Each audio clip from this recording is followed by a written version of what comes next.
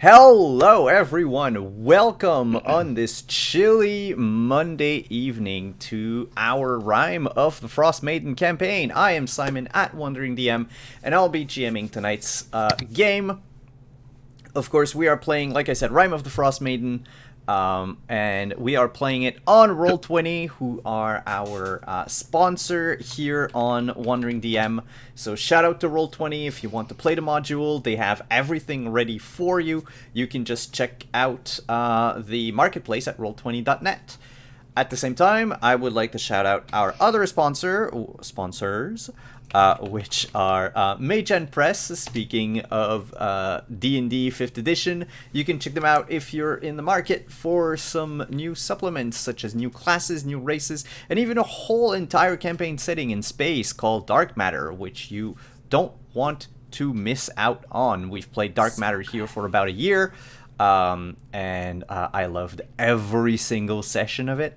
And they have a new adventure for Dark Matter coming out soon, so you might want to check that out. And if you use code WanderingDM, you get 15% off.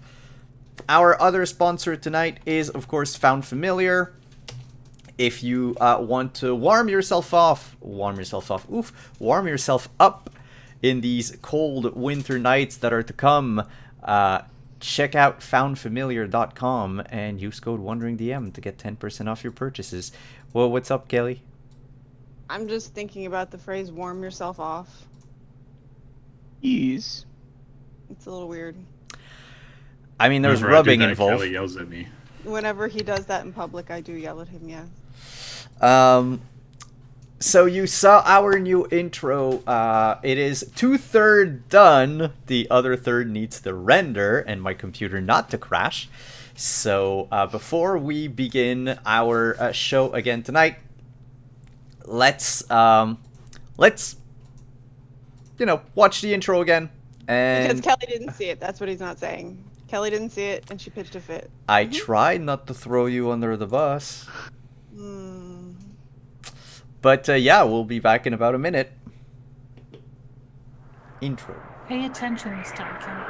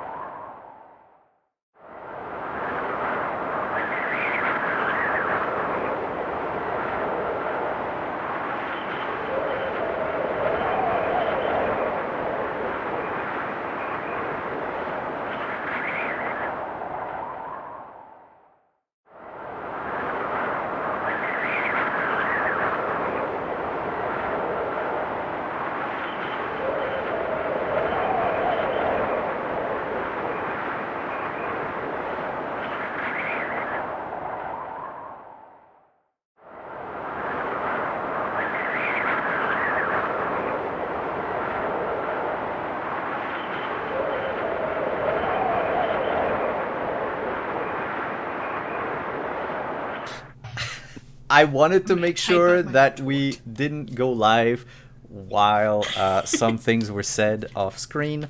So we're live now. Hi. Hello. So that was our beautiful intro. While I get the soundtrack ready, would one of you like to recap the events that occurred in Dugan's Hole last week? Oh, Please? yes. Yes. So, look, we were in the Dugan's Hole, and I was showing them around my town, and my Lathander's altar got destroyed, and I was all sad, and I was like, hello, and then I went outside, and my god said hello, and I was like, hello, and so I decided that it was time to go save the world, and I went back to tell my new friends, for I am the official town greeter, and I greeted all of them, and they all said hi, and they all said hello, and I said hello, and then we went on an adventure together, and then, oh yes, we had a big winter blowout, and we jumped in a cuddle pile, and we all cuddled in a pile for. Nope. We did not. Nope, we did not. Oh. That was a dream. Oh, That was your dream. yes. It is your fever dream. We may or may not have had a cuddle pile. You You definitely didn't. did not. Well, okay, you agree to disagree, and then we went and we talked to a bounty hunter, and she said there's this dangerous person, a murderer, and we decided that the murderer is not the person that we want to have out there. So we went, hello, bounty hunter, we'll take care of the murderer, and we went to find the murderer, and our good friend, the tracker, the fancy man, he found all these splooge piles, and they had magic. They were magical splooge piles around my hut. Which I had And- to play with, unfortunately. Oh to yes, the detect wizard magic. touched the Had splooge to. piles. It was really Had gross. to. Yes. Mm. And then we went to find the murderer, and Helafine, she went off on her own, and she was ambushed on the ice. And so we had to stop the man, and we beat him up quite soundly. Yes. And in the end we blew him up, and he was ice, and then he was dead. And we have his frozen phallus as proof of who he is, and we're going to take that to get our reward and make the next steps towards fulfilling Lathander's light within this frozen wasteland. We got yelled at by a goddess too. Oh yes, Yes, she was mad because we took away the bits that she needed. It's right. I did forget about that because it's heresy to have other goods. And then we went back to my shack and we ate fish jerky and we had a cuddle pile for We warmth. did not. Oh, So we'll begin our session tonight with this image of all 5 of you in a According cuddle to pile. chat, Etten is the only one allowed to recap our sessions. Yeah. From oh, now hello. on. So we pick back up. The 5 of you are cuddled against one another in. Oh my god! Hello. Thank you. Thank you, T and Tails. Are cuddled together in a pile. Yes. Oh, excellent. I'd just like to in- say, so we're ignoring the fact that we were supposed to go back to that lady's house for dinner? Because I would definitely much rather go to the woman's house for food and dinner than a cuddle pile. Let me finish. You're Fish all jerky. you're all cuddled in a cuddle pile on the floor of Etton's house, and as the camera pans upward, spinning slowly, the vision fades, and we just see a fade out and a zoom out from Etton's eyes as he just stares in the distance, while Helafine is literally, even though she is cold resistant, she is freezing her ass off outside because of, well, punching through a river and also getting stabbed.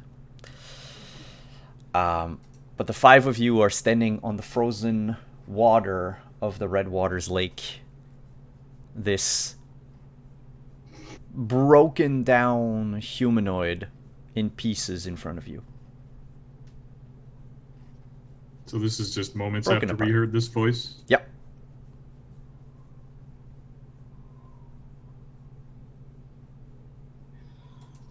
I would I didn't- immediately look to the mage and ask her, where did that come from? Why, You are heard you, it too? why are you asking? Why are you asking me? Where did it come from? The sky? It's not what I want to hear. Ask the cleric.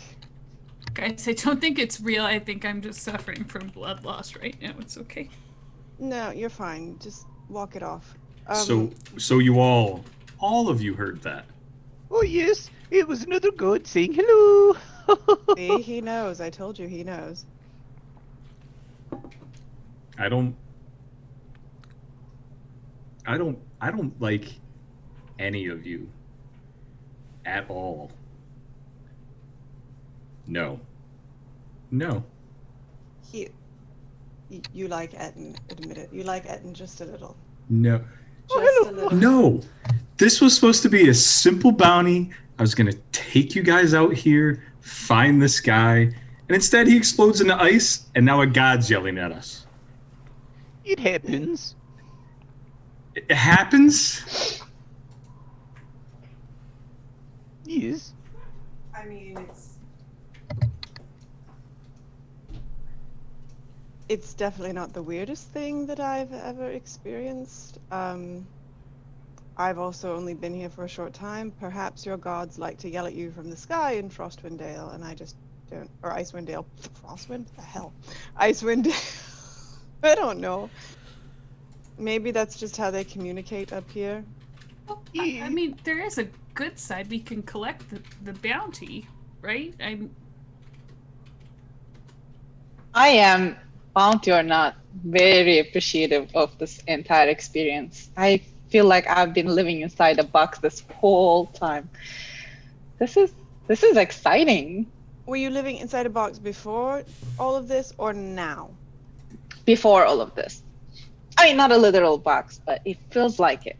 This is like so much fun. Boxes aren't that bad to live in. I'm just going to let you. It's just like it was same thing every day, you know. Now it's just you don't even know what's gonna happen next. Like we might get murdered by a god, or we might get stabbed by an ice stick. Like we don't know what's gonna happen. So this is exciting. So exciting. So exciting. Oh my god. Oh my god. Right? Mm. Don't worry, I have my god too. He says Oh. hello. Yes. Yes. What? Do you also have a god? Fancy pants? No. No, you see, before this, I had a job and none of you. And then 2 Now days you're later. much more richer for it, because you have us. Yeah, in just 2 days. In just 2 days, I have an exploded man and an angry god and you guys. You're welcome. Hello. Helifine, are you feeling all right? Would you like some cuddles? Oh, you know what, Etten? I would like a cuddle. I would. Oh, I spent my last. That's right. I cast Cure Wounds at the end of last session, didn't I? Mhm. How are you feeling, Helifine? You know, if I were, not bleeding internally, I'd probably feel better. But getting stabbed has a negative Actually, effect on... I mean, looking around, I could probably check you a little, but I believe mostly you were bleeding externally. Stabbed through inside too. Mm. Fun fact about daggers. I'll be fine. Let's just, can we go inside somewhere and maybe I can lay down or sit down or Maybe down. put some ice on it. That's a good idea. Here, And I'll have just some kind of- fish jerky. I'll lean down and find a chunk of what I assume is the man we just killed and sort of hold it to my side where I've been stabbed. Yeah, it's a foot. I mean, that's not. I guess that works. If you got like a bit of his arm, maybe his wrist, you could like put it in there, and maybe like staunch it. I am revising my previous thoughts about the lot of you and your survival chances. For the better.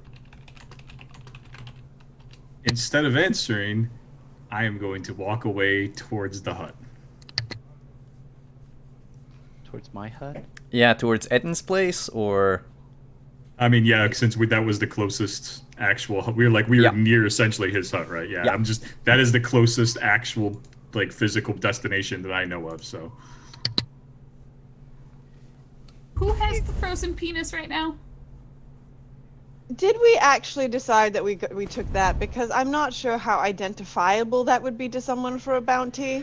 I mean, I mean, it's you guys are weird. the closest ones to it, so. It's weird, but Find when the you... piece you like. Yeah, when you pick it up, you automatically know this is a quest item. Has his name tattooed Are you on it. telling me that we picked It's up marked in your inventory. that we A picked up mythical dick. we picked up a frozen dick, and in our heads we heard ba da da da. Yep. It's And you- dangerous to go alone. Take a dick. You hold it up over your head. Yep. Nice. Rime of the Frostmaiden is truly horrific. It is our scariest adventure yet, says Watsy. Not if I can help it. But again, I ask, who has the penis? Not it. Etten has it. Etten can't remember. Me, you, and Etten were away from him Oh, when the that's man true. exploded. So Fine, Caliphane is the I'll only take one. it. That's Alize, pick up that I mean, dick. I can. I'm I'll not gonna take say it. I I'll take take the it. dick. I got it. What part did Caliphane just place on her wound is all I'm saying. Foot. There's a foot. She put the foot. Yeah, Did she really look at the part though? I just picked up ice. I'm a little woozy right now, y'all. I mean, I've seen ones like the fire actually helps too. If you want me to, I can burn the edge of his dagger and then just try to, That you actually, know. I can help. No, No, it actually really does help. Do It will any of stop you the have a bleed. medical background? I've seen it. I don't know I've because I forgot seen to open somebody D&D Beyond. telling the story Hmm. about it. That it works. There's a reason I walked away from the lot of you towards the hut. How difficult could it be? It's just gonna melt it in there, put it together. Stop. Don't touch me, any of you. Try to help. Foot in hand, still holding it to the wound, I'll take a few steps after Fancy Pants and start following him. All right. Goodbye. Gator cat. Do the rest of you also follow back to Etten's place, or did you want to check the scene of where this murderer to check, emerged? Yes, I would like to check around there and see if there's anything that he left behind that didn't freeze and explode, if possible. In fact, everything he had, clothes included, turned to ice before shattering. That's unfortunate. However, his dagger and his slightly curved longsword, still made of ice, are both intact on the ground. I think I feel like we already requisitioned and handed off the dagger last week. I can't remember. I know we found it. No, Found a different dagger. yeah, Oh, he had a Helen different Helen dagger, had okay. another dagger that he had left behind at another scene. Okay. So I guess I will approach the pile of bits and take out the dagger and the longsword, which I would spend some time with back at the hut to try and discern the properties of. Because I seriously doubt that someone who has a strange magical aura where he's never cold is carrying normal weapons. And didn't turn into ice. Or they were already ice. So you bring those two things back to the hut, following Helafine and Ragnar. Alize, Etten, do you stay any longer than necessary outside in the cold? Is this a loaded question? Sort of. Alize just looks around as well, around the area of the body to see if she notices any other tracks, if there was anybody else with him or anything like that. If there is nothing alarming, she heads back towards Ethan's place. Aside from the silhouette of a few trouts swimming under the ice that you can see from the hole that Elefine punched and retrieved the man out of, no, nothing. Okay. Oh, can you mute yourself again? I would like to. Etin would like to take a look around before he, make sure first all his ducklings walk back towards the hut, and take one last look around into the gloom and snow of the storm that's dispersing, and actually call out and see if he can get any more information from that mysterious goddess voice Hello. Don't antagonize him. Can you make a perception check for me, please? I sure can. 11. 11. Scanning the horizon and the just perpetual twilight of Icewind Dale from across the lake, your eyes are inevitably drawn upwards to the sky, where you hear in the distance the beating of wings. And then you see it. Something that you've only heard in legends and rumors across the Dale. The cause of all of this darkness. A gargantuan white bird flying through the sky, leaving behind it just a trail of aurora borealis. That seems to be the only light in the sky these days. Atop said creature is a rider. A hunched figure. Judging by the distance and the size of the bird, you get the feeling that if it would land in Dugan's Hole, it would cover the entire village from wing to wing. That rider must be as tall as a house. And is this the same?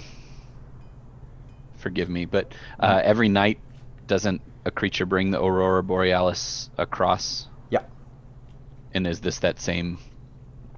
it is that same. But it's just too much of a coincidence that you call out and all of a sudden it's there.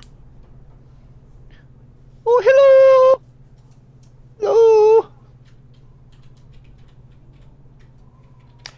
The bird screeches in reply from, about 30,000 feet in the air.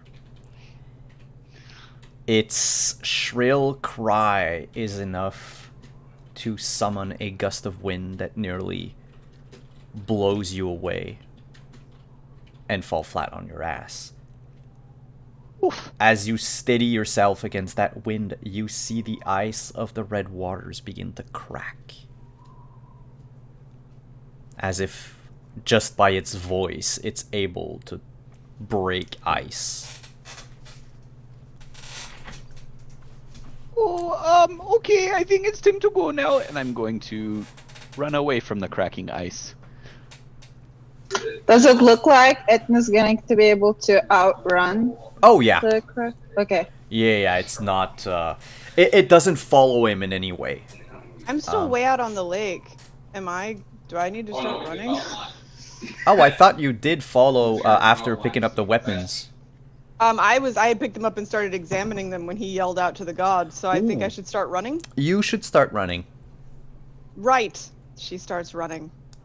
Very quickly. Those of Anybody you... that's still walking as Etna's running, he's going to start, oh, hurry up, oh, and start ushering them forward. And my familiar is still an owl above me, so at least they can kind of keep me in the loop. Those of Am you I that... still? Oh, no, go ahead. Sorry. I was just going to ask if I had made it to shore yet, or if I was still sort of struggling to get there, and then everyone just runs past me.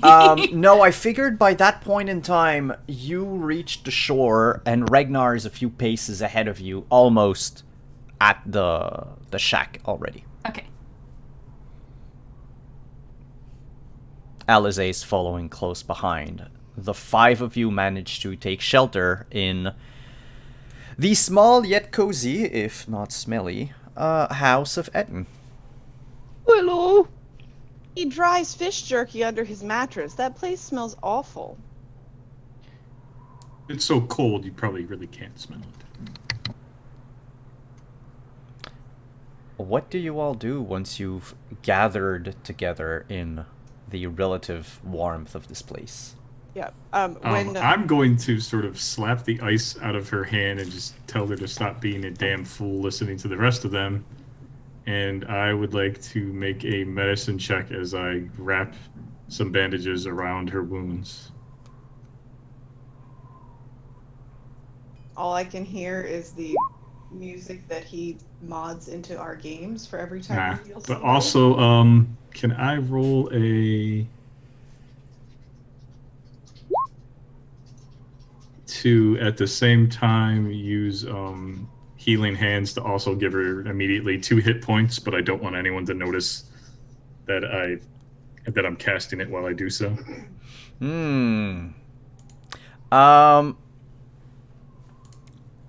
I would say, because it's happening to Elephine, Elephine could make a... Or what is Elephine's passive insight? Hi, I can tell you that. 10. So he approaches you, moves the foot out of the way, and start bandaging your wound. And you immediately start feeling better. You are healed by 2 hit points. I don't You notice guys, anything. something's really wrong. I know I'm hallucinating now. What's... I mean... Like and as I do it, I would essentially put my hand over the wound a little bit to make it pretending like I'm pulling the bandage tight as I do the healing hands on that No, I think she wound. means because you're being nice. Yeah. Well, I did tell her to stop being a damn fool as I did it, so I'm still. Alize, make a perception check, because you are seeing it from afar. It's not happening to you. You just hear a high-pitched scream as poor Sarkia is trying to run across the lake, and nobody forgot about her. You look at him bandaging Helephine, and somehow you've read before on first aid, and he's doing it right. But the fact that Helephine has an immediate reaction to feeling better, that's strange. You know that he must have... Either the bandages were soaked in something magical, or he did something. Did you have an ointment that you use? Oh, Traveler's Ranger secret. Helpful on the road. Much better than ice, I would say, as I look at her again and shake my head. It's just, I don't even smell it. It's so strange. I never seen like it. Well, what can you smell in this place other than... And then I go, what is that smell? Fish? Yes. Fish jerky. Oh, no, of course it is. What was that noise outside? Oh, well, you see, I talked to the goddess, and then they attacked the lake. What? He talked... Of course, he talked to the goddess, the one that just already yelled it. I said hello, and the bird said hello. About this time is when Sarkia will smash the door open. Thank you all so much for waiting for me. I appreciate it. Oh, come here for a second. I don't want to be near any of you right now. I mean, I meant to, I was trying to come out there to get you, but I was going to ask you something. Not that, I was going to grab you just because I wanted to ask something, but I'm happy you're here. Can I ask you something? This Just to has be been clear. a horrible Yeah. day. Etten wouldn't have left anybody on the lake. I thought we were. No, I ushering wasn't there back. yet. I was all the way out where we killed the guy. Simon said we are all 5 in the hut. Okay, already. fine. All right, so Alize, what do you want to ask me? Can you just how you sometimes sense if there's something magical in the air or whatever? Mhm. Can you look at the bandage that's on Helephine? It's just so strange. As soon as he wrapped it, all of a sudden she starts to heal. It just. I'll kind of see.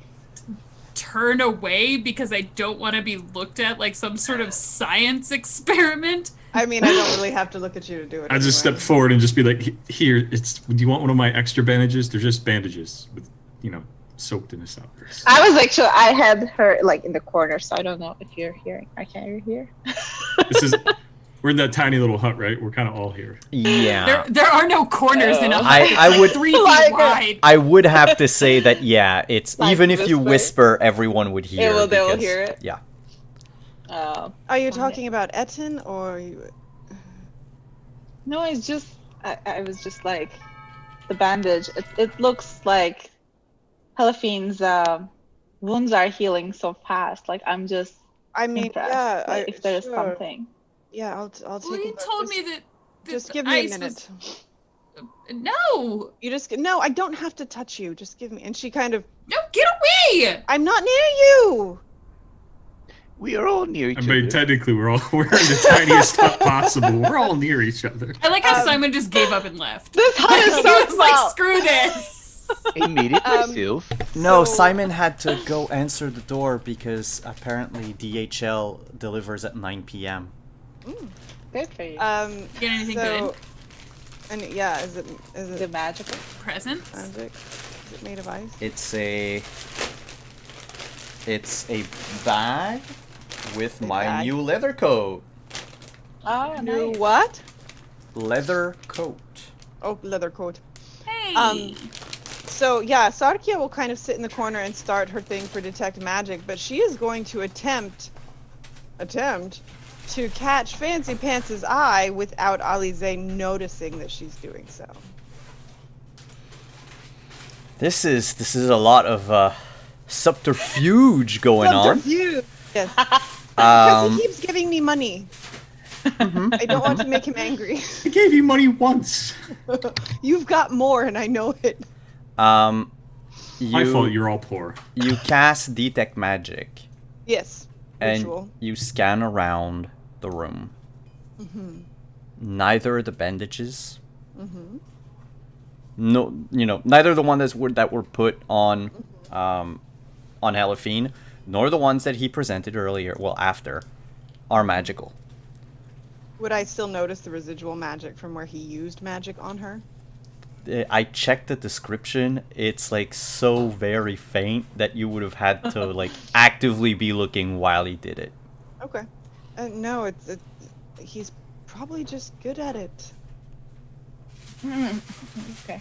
Ah, but since detect magic's up, are the weapons magical like I assumed?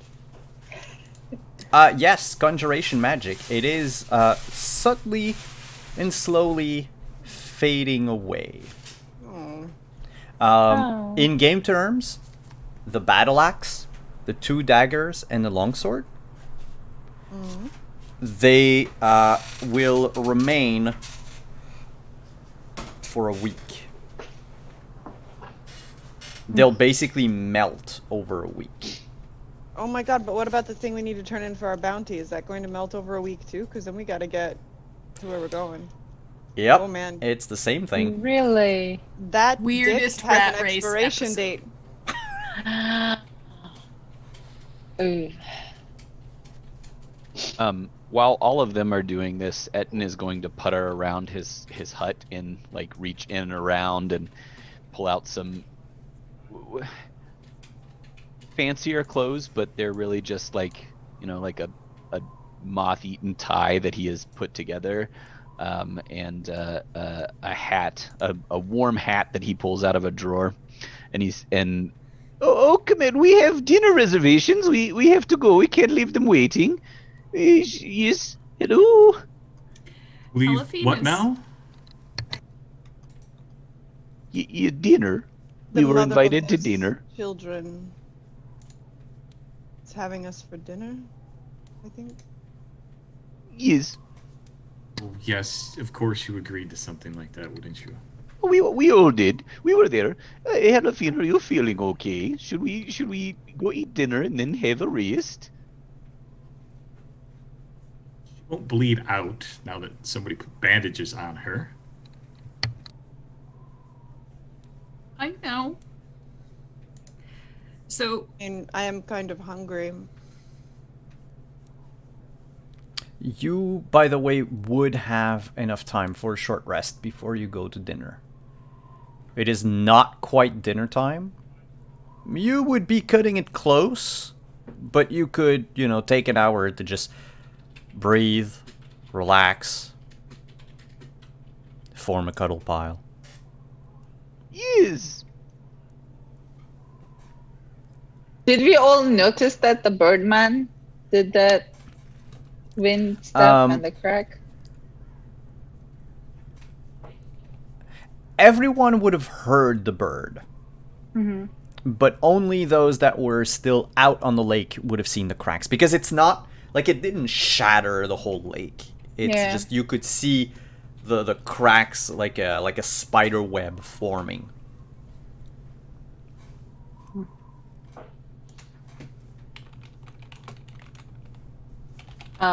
Eliza will look through the book she has to see if she can find any information about it.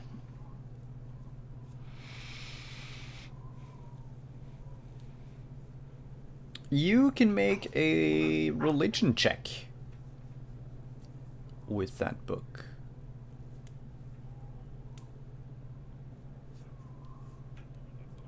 While you're searching through its pages.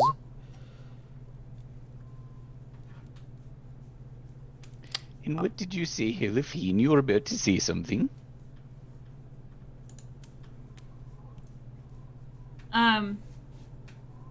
The expression that Helafine is wearing right now, it's like the first time you see a toddler fall and skin their knee.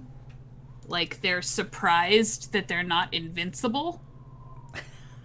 So like her eyes are welling up and her lower lip is shaking and she's trying really, really hard to maintain her composure surrounded by such adventurers, but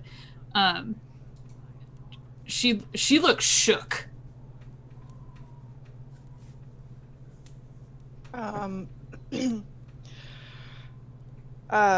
Sarkia will notice this, and since she's taken the time during the short rest to put her familiar back in his normal form, she will walk over and be like, "Are you feeling all right? You look sad."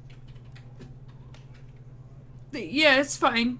I'm a companion, not and I'm bleeding asking anymore. a question that I believe I'm supposed to ask about a companion. Are you okay? Yeah, it's nothing. It's fine. Stop bleeding now. It's good. She was stabbed twice. She's not okay. Would you like a small dog to hold? I don't think he likes me very much. He doesn't care. Well, that doesn't help either. No, I mean he doesn't. Do you have food? Because he will literally go to anybody that has food. There's a whole lot of fish jerky over there. All right. She just hands you the dog. Ah! The dog starts licking you. Congratulations, you are full of drool.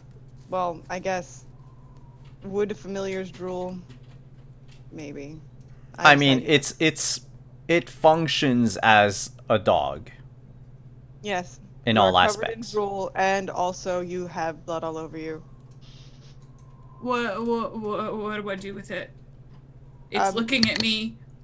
Generally, you just let him sit on you, and he's quite content. Well, I must say, this bonding experience has just won me over completely. You're welcome. So, what's your name?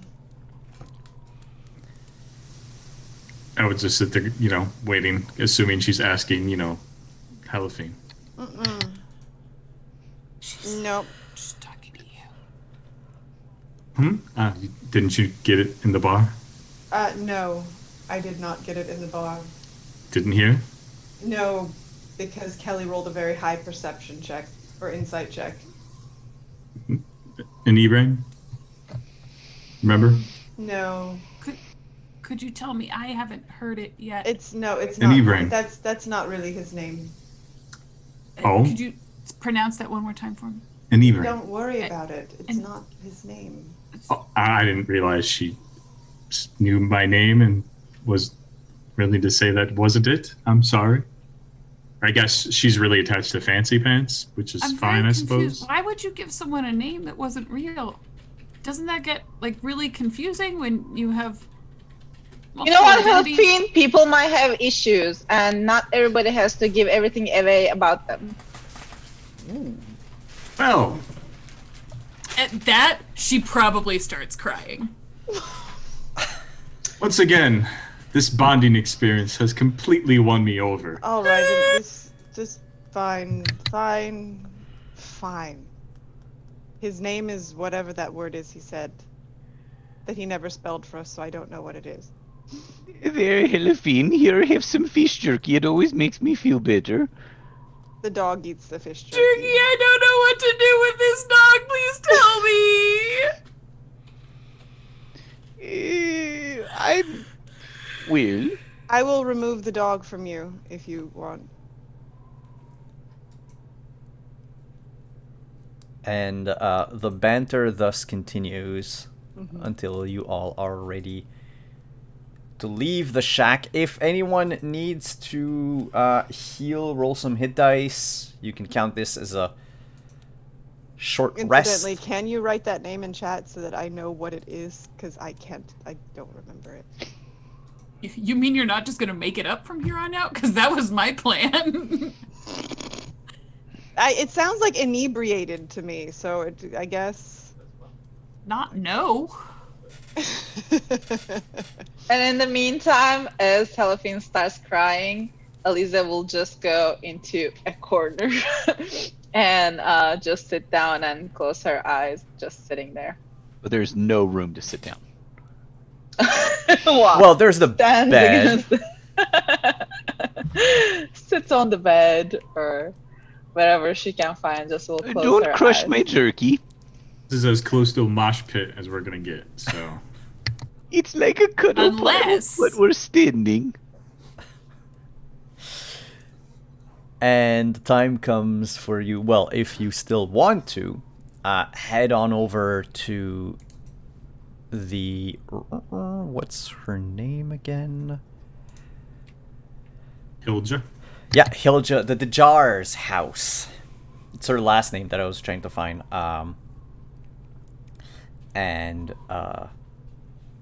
Well, get your reward for saving her children. Oh yeah. She makes the best knucklehead trout stew in the whole village. It is the real treat. What about like real meat and like bread? Bread sounds really good right now. Nope.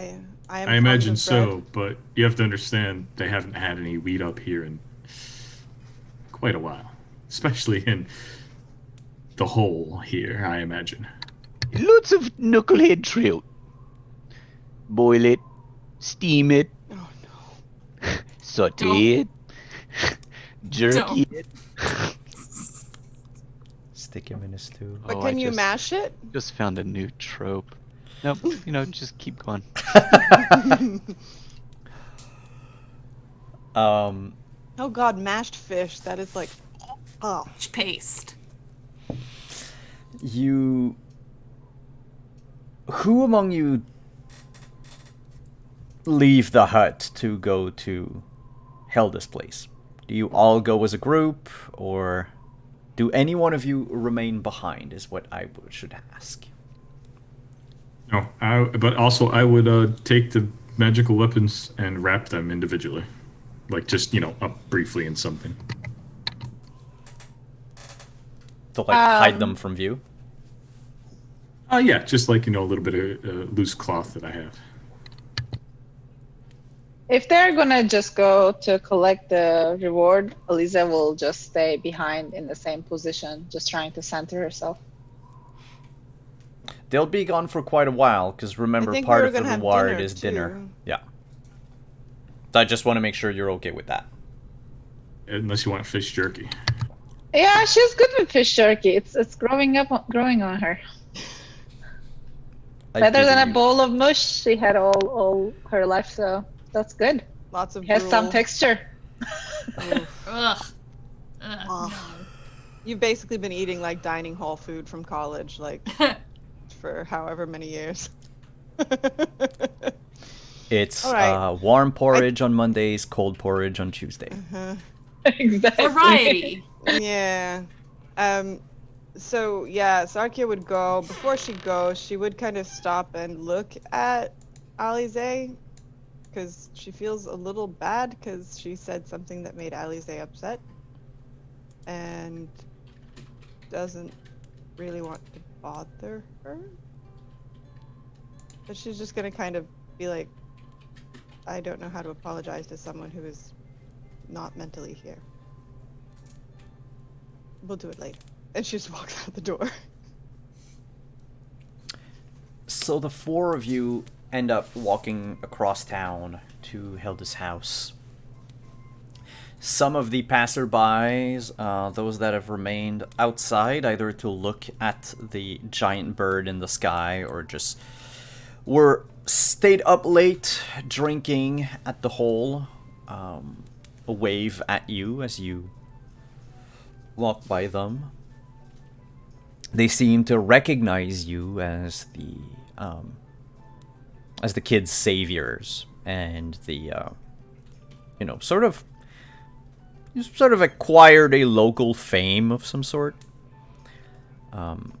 You walk up to her door, and almost immediately before you have the chance to knock on it, the door swings wide open, and Silja and Finn Jr.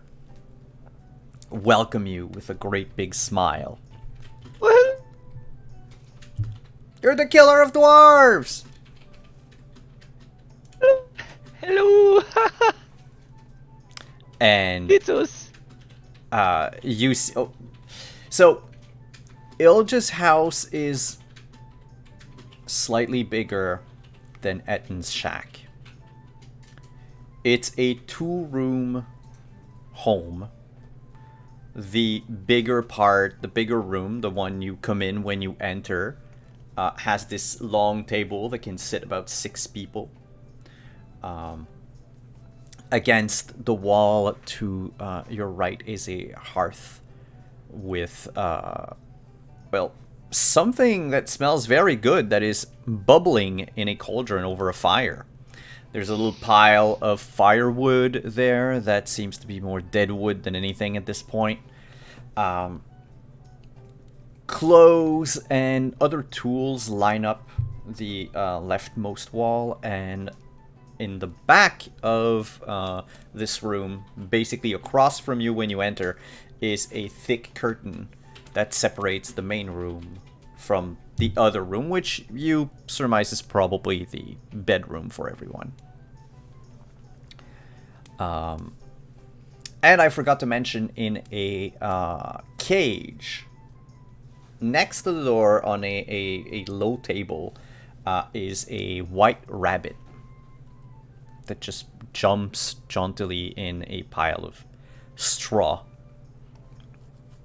And immediately, when you enter, Silja would take Finn by the finger and bring him to the rabbit. And she says, look, we've renamed Mr. Bounce-A-Lot to Etton now. That's his name. It's such an honor. Thank you so much. Hello, Ludo Etton. It either does not care or is just too dumb to recognize someone is talking to it. Why not both? ¿Por qué no los dos? I would like to use Speech of Beast and Leaf to Oh, talk crap. to Yes, Firbolgs! You weren't expecting that, were you? it. The rabbit immediately turns in your direction and says, "Wah! Hello. Hey, you smell of cold." Yes, cold and fish. Can I get you anything? You're now named after me. We have the same name. What's a name? I call you Etten. You call me Etten. Hello, Etten. Hello, Etten. Very nice to meet you. Likewise. Do you have food? Always. And I'll hand it some fish jerky. It smells the fish jerky and then bounces back a few steps. This doesn't smell like food. It is, and I'll eat it. What does this sound like to the rest of us? Like, does it sound like Etten is speaking normal? Or does it sound like he's speaking rabbit? I think speech of beast, if it's like speak with animal, in my mind, it's, yeah. It's not quite. So I can communicate with them. They can understand the meaning of my words, though I have no ability to understand them in return. Oh, okay. So, let's rewind this. I thought it was like speak with animal, because I remember no, the gnomes... I wanted to say something, but I didn't want to ruin it for... Because the gnomes speak in chirps and whistles and stuff like that to animals, and normally my definition of speak with animal is you speak normally, the animal replies in whatever noise it makes, and you just... So, you speak to the rabbit keeps looking at you. It just bounces left and right. And you drop the fish in, it smells it, bounces back. He is very pleased to meet me. Everyone is, Etten. Everyone is. Hilda welcomes the rest of you during that time. Hilda, sorry. Hi. You've made it just in time. The stew is about ready. We don't have a lot, but I broke out the last of our spices for you tonight.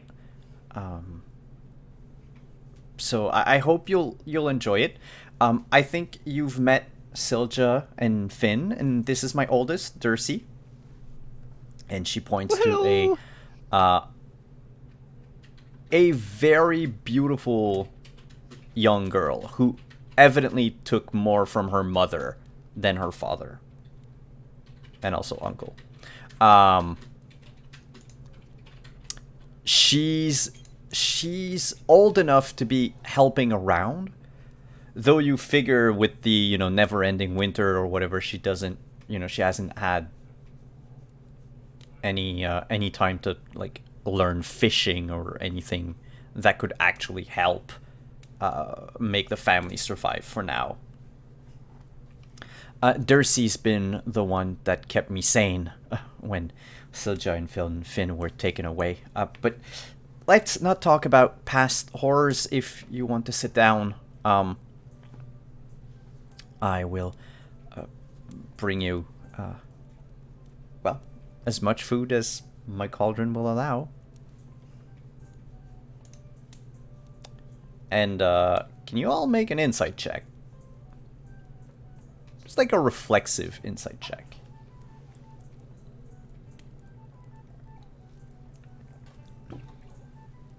And let me know if you've got a 12 or higher. 21. 14. 15. All right. No, it's just a figures, because I was like, did mine roll? No, it didn't. Of course not. I'm too busy looking for the small boy. The three of you, so Helifine, Sarkia, and Etten, you realize when she says, you can have as much as my cauldron will allow, she's hoping you won't ask for second servings. It's, she's being generous, but you know that if you ate everything, this could potentially spell disaster for her family. But she tries to be the ever-gracious host.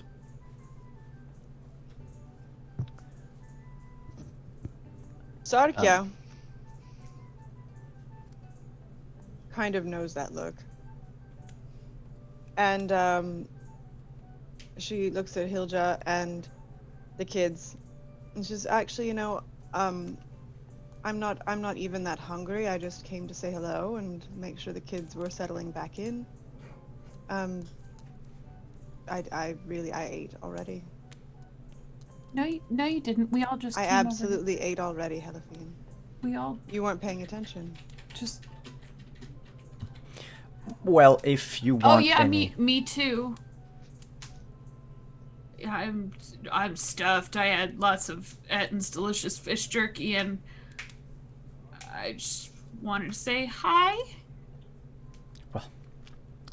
Nonsense. Take at least one spoonful. Please, just taste it. It's very good. She's well known throughout the land for her fish stew. Knucklehead trout is a delicacy. Yes, but we all ate already, Etton. But it's rude not to try I it. will She try put so one. much time into it. I will try one spoonful, and Sarkia will, in fact, try one spoonful. So it's a stew made primarily of fish, but also potatoes and turnips. So it's I mean, given what some of the things that Sarkia has had to eat in her life, this is delicious. This is absolutely delicious, and part of her regrets that she had to made up this lie, but she's going with it now. Helafine mimics Sarkia to a T, like down to the gestural way she takes the bite, except she makes it a point to only take a bite with potato in it. She avoids the fish as much as she can. So if Et and Ragnar don't say anything, she'll bring you like a bowl each of this. I mean, I will look for the children, and so if the children go to sit at the table, they do. I'll go over to where the boy is and be like, "How are you, boy? Let me see your hand." Because remember, he was the one that had the Frostbite. frostbite in. Yeah.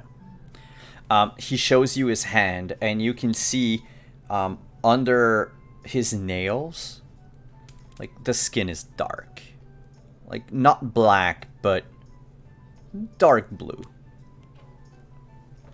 So I'll like grab it, not too roughly, but enough that I can hold it up and then look at it and be like, "Does it still hurt?" It itches. I want to scratch it all the time. I'll look. Is his older sister nearby? Yeah. It's like, how long has it been itching like this? Ever since he came back? She nods. And she says, "It never happened to Dad, but he warned us about it. So you know? We're hoping that..." And she, like, side glances at Etten. That, some divine intervention might save his fingers. I guess, could I roll a medicine check to see how bad it is? Sure. Man, I'm just not. Wow. The entire arm has to be amputated. It's over for the kid. No, with a 4, you would know that while it is blue, it's if I were to compare it to like frostbite, it's a 3rd degree frostbite. So I'll just make it. So it can be saved, using modern medicine, or in this case, perhaps magic. But naturally, That it's tissue's necrotic. yeah. It's like, well, I don't know. You don't have any other healers in this town other than, and then I nod over to that one and be like, other than the other one, do you? Hilda turns around and says, as she serves both you and Etten, "No disrespect to Mr. Etten. There is, not in this town, but I heard that there was a big temple in Brynchander.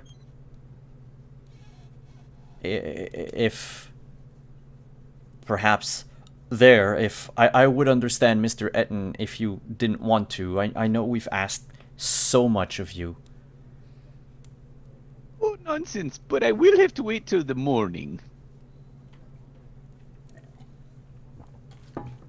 The kid looks at you and says, you can fix my fingers? You can stop the itchy? I can try. I can always ask my god for guidance. There's no guarantee, but I can give it my best shot. Okay. I like your god. My dad said that if you respect the gods do good things for you. So I respect your god. I would laugh really heartily at that. Very heartily. You would or you do? Oh no, I very very heartily I'd laugh at that. But then I would also unwrap the frozen dagger and slap it into the kid's open palm and go, "Well, here, just in case the gods don't work out for you, for the next time you get grabbed or something wants to grab you." It is not good to disrespect the gods. Did Mother just see Fancy Pants give a dagger to her child? I mean, this is the wilderness out in Icewind Dale. I mean, army. That's pretty normal. She looks at you, Ragnar, Just and over dinner. Hilda walks up to you, puts a hand on your shoulder as she puts your bowl in front of you, and just whispers in your ear, I was waiting for another season or two. Another season or two, we didn't see him taken away. He is not big enough to hunt yet. Don't worry, the dagger will be gone in a 10-day. Or so. She turns to... It's a practice dagger, boy. Yeah, she turns to Finn and says, you do not point that to your sisters, at your sisters, or at Mr. Etten, and she points the rabbit. But you can probably help some of the fishermen with the trouts. You know, how Dad showed you how to gut a fish. Oh, that reminds me. And she runs off in the other room.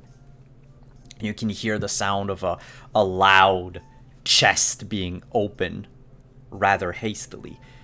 And then just her barely audible voice saying things like, I thought it was here. We didn't give them away. I'm pretty sure that... Ah! There it is! And she brings back a pair of fur-lined boots. They seem like they've seen better days. But you cannot help but notice that the sole of these boots is... they're covered in ice. Jagged little spikes of ice.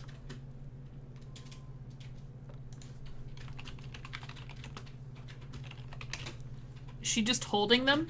Yeah, she's just holding them and then putting them on the table. I just whispered to the boy, I can show you how to gut a man if you want. Like, you know, just like a nod and little wink. He looks at you and says, but killing is evil. Am I near him? Did I hear that? For comedy purposes, we'll say yes. Please. But I Fancy winked. Pants, It was a wink. you haven't gutted anyone. You winked with the eye that we can't see, honey. That's true. What would Do you you want- know do- about it? Do you want me to show you? If my fingers get better, I need to learn how to defend myself, because that way I would have shown the wolves and we wouldn't be in this You trouble. don't want to learn from him, though. That's true. But also, your sister's a pretty decent shot with a bow. Just don't tell her I said so. Oh, She didn't hit any. I don't understand what this conversation is you're having. The only reason she didn't hit him is because he was wearing very heavy armor. It just bounced off. she gets it from father. Sarkia will come over and take Helifine by the arm and kind of pull her away from this conversation. But he's lying to the children. You always lie to children. That's the point of children. He's not wrong. I 100% out of game agree with this. Unpaid labor. And to Maya's like, no! The only one of us with children. Yeah. The rest of us are like true neutral at best, but Tumai's a good person. Yeah. Yeah, no, you absolutely lie to kids. I will have to tell you some of the lies I heard. I taught nursery school. I know. My dad told me that the hay rolls in the field are how you store cows in the winter, and they eat their way out through the summer. And I believed it for like 3 years until I saw a roll in like July, and I started screaming that the cow was dead, and my mom was like, "What are you talking about?" I actually And then my love dad that, got in though. trouble. That's great. What Kelly isn't saying is that this conversation occurred in 2012. Yeah, it did. It did. It was not that long ago. Anyway, so you bring Helifine aside. Yes, I do. And the first thing she says is, "Mute your microphone so I stop echoing." Okay, thanks. That's an odd phrase. Is that some kind of It's colloquialism? a I know. spell. Yes. Helifine, out of curiosity, because we haven't really talked that much, you and I. Yeah. Mm-hmm. Where are you from? Are you from here? I'm around. Mm. And how do you have like your family? Is your family still here? They're probably close by somewhere. But so you were kind of happy when you were a kid. You had good childhood here? Yes? Yeah, it was great. I'm not quite sure I believe you completely, but I feel like I ought to point out that even if he doesn't use that dagger, the dagger that Fancy Pants just gave him could pay for an entire year's worth of food for this family. Did you have Just a- siblings growing up? Just stop. No, I did not. Okay. I did. I had a lot of them. Mm-hmm. And all I know is that whenever my big brothers got a hold of a big stick or a rock or a dagger or dirt or ice, Nothing wrong with dirt. I ended up getting hit with it, whatever it was, okay? So all I'm saying is maybe we don't give the dagger to the little boy who's probably gonna hurt his little sister. He's really not. Also, I think he's the youngest. Isn't he the youngest? The boy's the youngest. That doesn't mean anything. He's gonna get bigger and stronger than her. He's gonna try and hurt her. Elefine. Fancy Pants. I have to stop thinking to call you Ragnar. Fancy Pants just gave them enough money to feed them for a year. Stop trying to make me nice. That is not what he did. He Go gave that kid away. a dangerous weapon. Nobody's listening to you. Do you understand what I'm saying? He would Do have you done even- better do to you give them under- actual money. No, it wouldn't. Look, because don't- listen, Elefine. It would not have been better to give them actual money because that hurts their pride. You are a very sweet person, and you tend to want to help everybody, but sometimes you can't help everybody openly. Do you understand? Do you know I think why? you've spent enough time up here in the north. Do you know And why? I'll turn and walk away to the other side of the table, probably closer to the All fire, right. and just kind of chill there. So Sarkia just shrugs, like the shrug that you see universally mean, well, I tried.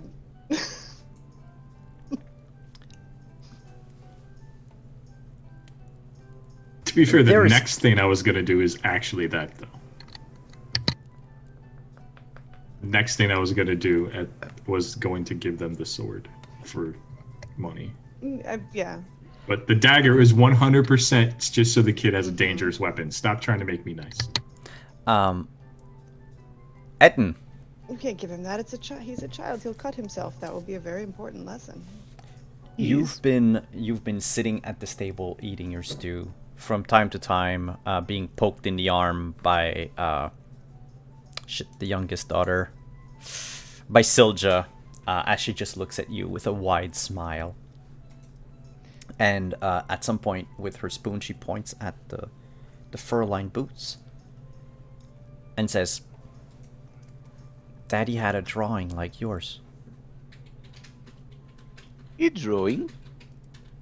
And she reaches to grab the boots, and she lifts the fur on the rim, and under the fur is like this line of strange symbols. And from time to time, some of these symbols look like suns. Seems like it's a pattern that repeats itself. Ooh, I see. Is this something I recognize? Do you speak Draconic? Negative. Okay. You as a priest would have seen certain, low magic items. We're in Faerun. You've traveled for a bit. A bit. A tad. But you know that, normally objects bearing these runes are empowered magically. Their dad was in possession of something magical. These are very fine boots. You say they're your father's? They were. Until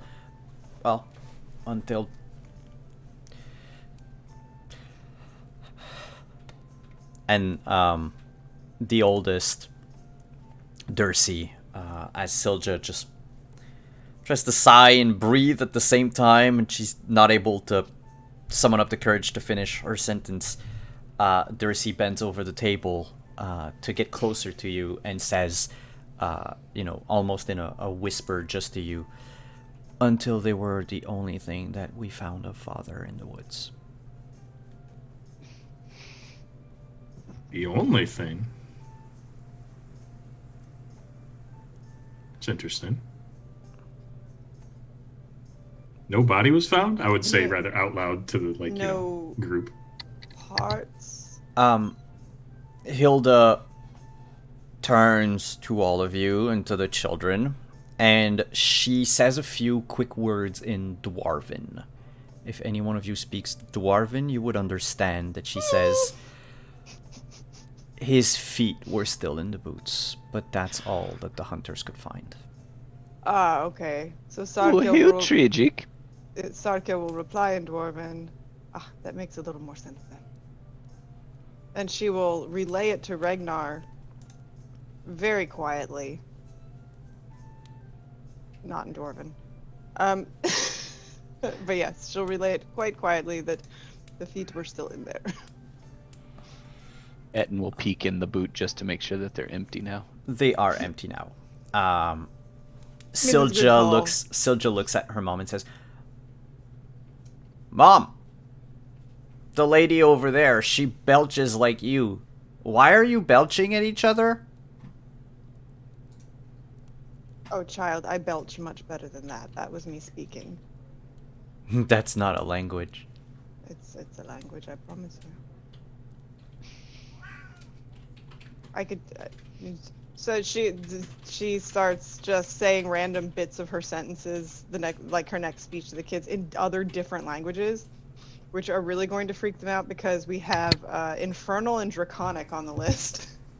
I would tease her because I would reply in Infernal to the kid by looking at the kid, just being like, "That's not so special." Yeah, I know that I speak it. So yeah, she'll just do that and say, "See, there's lots of different languages." How did you learn all of that? It's a very long story, but maybe someday you can learn all those languages. Mommy said that you can only learn those languages if you're smart enough to be a magician. Well, maybe you're smart enough. Listen, I'm definitely not smart enough to be a magician, and I know all kinds of languages. And in Giant, I'll just start saying nonsensical words like cat and cheese and toys and like I don't like speak Giant, so kid you got me words. there. Those sound like angry sounds. Yeah, but I'm not smart enough to be a wizard. She's just Repeat after angry. me. Repeat after me. And I'll find some giant word that's kind of like onomatopoeia style, sort of fun to say. Mm-hmm. And I'll just repeat it over and over again for the kids. Hilda just looks at you and goes, I just hope you're not teaching them any dirty words. Sarkia immediately looks uncomfortable and says, what? No. I don't speak Giant, but since my favorite terrain is, the frozen tundra ice up here, would it be familiar to me? Well, Like, yeah, you would recognize the language as Giant. Okay. Just like you can recognize someone speaking, for example, Spanish without knowing it's Spanish. You're like, oh, I think I've heard that before, but... Sarkia is now looking at Helifine rather intently as she speaks Giant.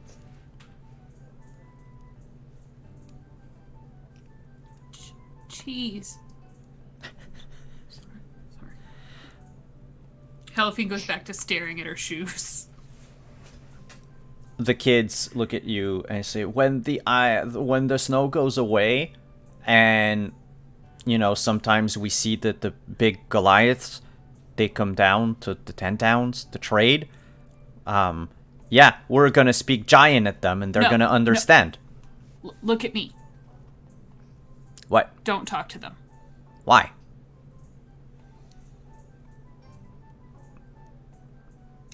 You know how everyone here is real nice?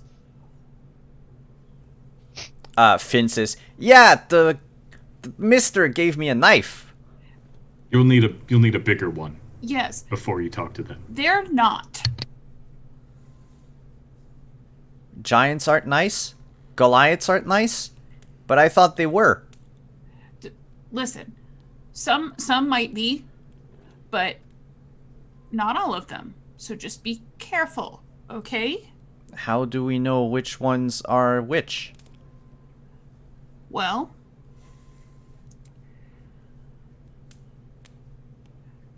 ask your mom.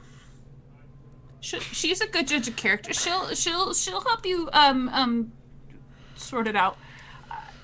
Just be really careful, okay? She turns to her children and says, normally only adults speak to giants because, if you're small, you're gonna have to shout for their ears to hear you, for them to hear you, because you're far away from their ears. So that's why adults speak with the Goliaths, not children. You'll speak with Goliaths when you're adults. And they go, yeah, but the lady here, she's a... Just shut the fuck up, kids. I'm gonna get up, as I do, I'm gonna lean down to the kid and just whisper and like half jokingly, but it's much easier to gut them when you're this small. Into the kid's ear as I stand up, and then I'll stay rather loudly to the rest of them. But I believe we have taken up enough of the mother's time, Do you even eat your stew? I've had more than a few bites of this delicious stew, but I mean... Before you go, Hilda says, she picks the boots back up from the table. I would like you to have these. It's the least I can do for you. It's my husband swore that these boots saved his life more often than not. Well, how about a trade then? And then I will take the larger frozen sword that I had wrapped up and hand that off to her and be like, Because now I believe we would be properly even, and this has no use to us. And I believe if you find yourself a good trader, you could, get something for it.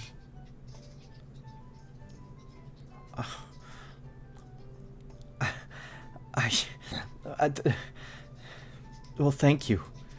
Thank you so much. And she'll grab the sword and hands you the boots. I will say, just like the training dagger, you don't have too long, so make sure you find a one of those gullible traders from, one of the towns up north. Maybe Goodmead. They'll fall for anything nowadays. Oh. Were I a few years younger, I swear I could still sell a block of ice in this weather. Wow, this sword almost counts. She smiles and, puts a hand on your hands as you're grasping the boots and says, "Really, thank you." Well, no, thank you for the interesting dinner and the. I'll look back at the group and be loving bonding experience. We are good friends. Yes, we are. Okay, everybody back to my hut for a cuddle sleeping pile. Hey, And we I do said that have very well. rooms at the inn. Oh. Okay. Well, no, you can join us. Surely there's room for one more. With No, I should probably sleep in my bed one more time. Who knows when we'll be back this way? well, I'm not gonna let you go alone. I've slept in my own bed for many years. Would definitely laugh out loud at that. Besides, Alize is at the hut. Oh, perhaps she'd be up for the cuddling. I Speaking will of also laugh out loud at that. speaking of Alize. Oh, sorry. No, I'm just. Sardik is just like, Etten, does the cuddling just make you feel that much better about your life? It's warmer. So is a coat. I'm just letting you know right now. And that's her final word on the cuddle pile. Or no. So, Alize, back at the hut, you're sitting on this somewhat comfortable bed. It's made for someone that weighs about 3 times your weight. So to you, it's super comfortable, made to withstand, a sleeping furbolg. You're sitting on the mattress, eyes closed, just trying to meditate. And your thoughts bring you all the way back to Candlekeep, back to a time and a place that was much warmer than it is here. You recall the harsh teachings of the it's the first learners? Nope. What's their name again? Well, your mentors. It is the. Oh my goodness. Yeah. Yeah, first reader. The first readers. That's Right. it. You recall the harsh teachings of the first readers. You remember when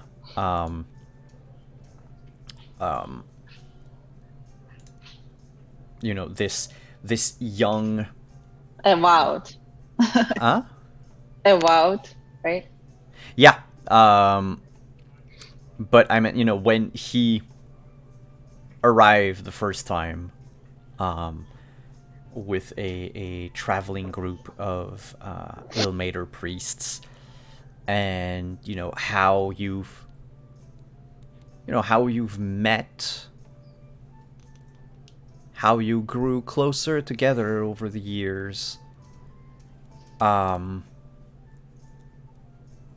than your hurried flight from Candlekeep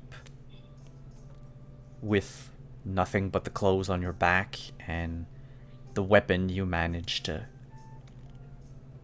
steal. You Dun recall dun dun. you recall the trek that brought you up to Icewind Dale, a place to hide far away from civilization. And now you wonder where your paramour might be. Certainly, he's taking the same route you did, following along the Sword Coast. You just hope that, you know, the goddess of frost will not be so cruel as to completely block off the passes through the spine of the world and let your bow into Icewind Dale so you can be reunited once more. And then you start thinking about what if he was followed? What if he's also bringing trouble with him? Could you defend him? Could you protect the both of you? But these thoughts of doubt and hesitation, you brush them away. As you wish you could brush away the cold tonight. You shiver a little. You realize, though, that as harsh as this place is, you could see yourself live here, even with a drow who would be somewhat even better welcome. You've heard the stories of at least one other drow who managed to live in Icewind Dale for quite a number of years, and never were they kicked out of their home. If anything, perhaps the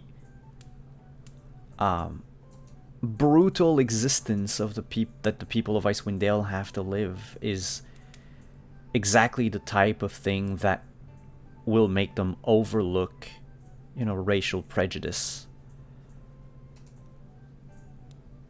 And as you find a sort of calm thinking about the years ahead instead of the years behind, you feel a cold breeze come into the hut as the door opens, letting in Etten back from the supper.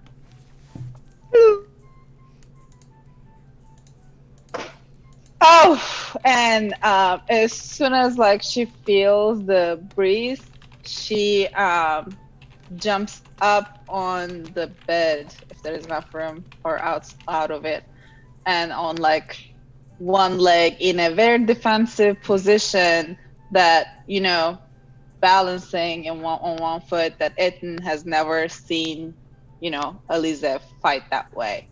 And then she catches herself for a second, and then she just relaxes. I'm sorry, I didn't mean to frighten you. You can stay in my bed. I'll just take up this corner of my bed. No, you're okay. I'm sorry. I didn't think you would be back so quickly. You just left. Oh no, we've been gone for hours. It was delicious fish stew, and we got some boots with fur. Oh, nice. I'm sorry. I ate 3 of those jerkies. I hope you don't mind. Absolutely not. Aren't they delicious? Yeah, I actually start to really like them now. But I'm glad. It's my own special recipe. Nice. And how were the kids doing? Were they fine? Yes, the one has a little frostbite, but no worries. I'll take care of it in the morning. Mm-hmm. Okay, that's good. I'm sorry. I didn't mean to yell at anyone in your place. It's just, I don't know. I got really stressed out. It was a long day. I hope they didn't. Where are they? They didn't want to come back. No, they don't. They wanted to sleep alone for some reason. I'm not sure why. If they stay out here long enough in the cold, they'll figure out that the cuddle pile's the best way to sleep. Speaking of, Was there additional rooms available at the inn? well, there might be, but you'd have to pay for them. You can stay here for free. Do we have to cuddle? You get to. um.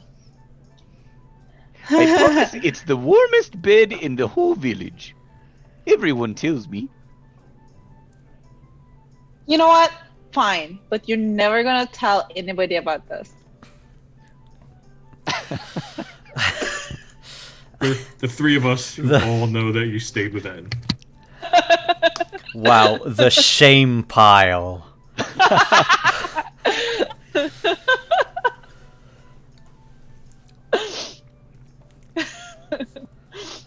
I show her how there's a technique to the cuddle pile. You have to like Of course. burrow down into the mattress, and then I pull out a couple more pelts and I throw it over us, and I say, okay, now we just wait and we get warm and the blankets get warm and then we sleep like cozy babies. Whoa, this is actually surprisingly Yeah, cozy. told you.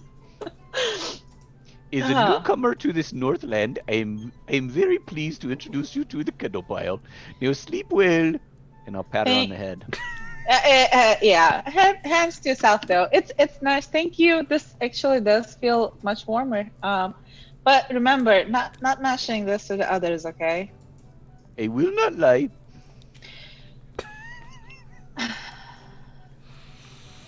Let me talk then. Maybe. Do you have to answer? So who's gonna do the walk of shame in the morning? Well, at least, apparently these adventurers only have one set of clothes, so it's gonna be difficult to know if they're doing the walk of shame. I feel like every walk in Dugan's Hole is a walk of shame. Let's be real. Absolutely Like, the case. We are ashamed to be in Dugan's Hole. And guaranteed a night of sleep on Etton's mattress, you won't get the smell of fish jerky out of your clothing. That's just, Oh yeah, it's over. Yeah. You have to Meanwhile, burn those clothes. meanwhile, at the hole in the ground, If only you knew a mage with prestidigitation. the others sleep alone in their beds, covered by only Suckers. 1 or 2 blankets. Oh, and Oh wait, god, the kobolds the are in my room. kobolds are aren't in your they? room. Yes. so when we get there, Uh-huh. without saying anything, and taking to heart what was mentioned to her at the dinner we were just at, walking through the door, Helafine will sort of just like side-eye Sarkia and sort of just gesture up the stairs, because Sarkia didn't have a room, as I recall. No, right? Sarkia did not have a room. So I'll just sort of gesture silently and hope she gets what I'm trying to say and start walking upstairs. I don't care about fancy pants. He can do what he wants. And He has a room. it's- Does he, after the kobolds are done with it? Does he? Probably. I mean, if they want to live, yes. Sarkia is a little confused because she can't tell if Helafine's like was a proposition or just come sleep upstairs. Like, she's like,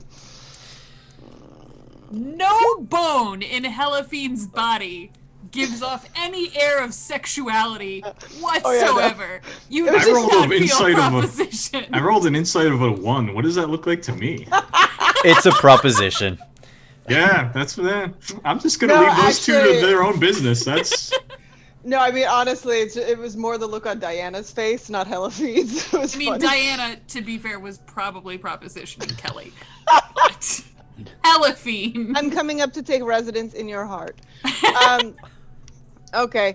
Sarkia will look over at the innkeep and just say, how many beds are there in each room? Just the one. How Ain't no fancy inn here. How big are the beds? He looks to Elefine climbing up the stairs and says, "Can easily fit one of them."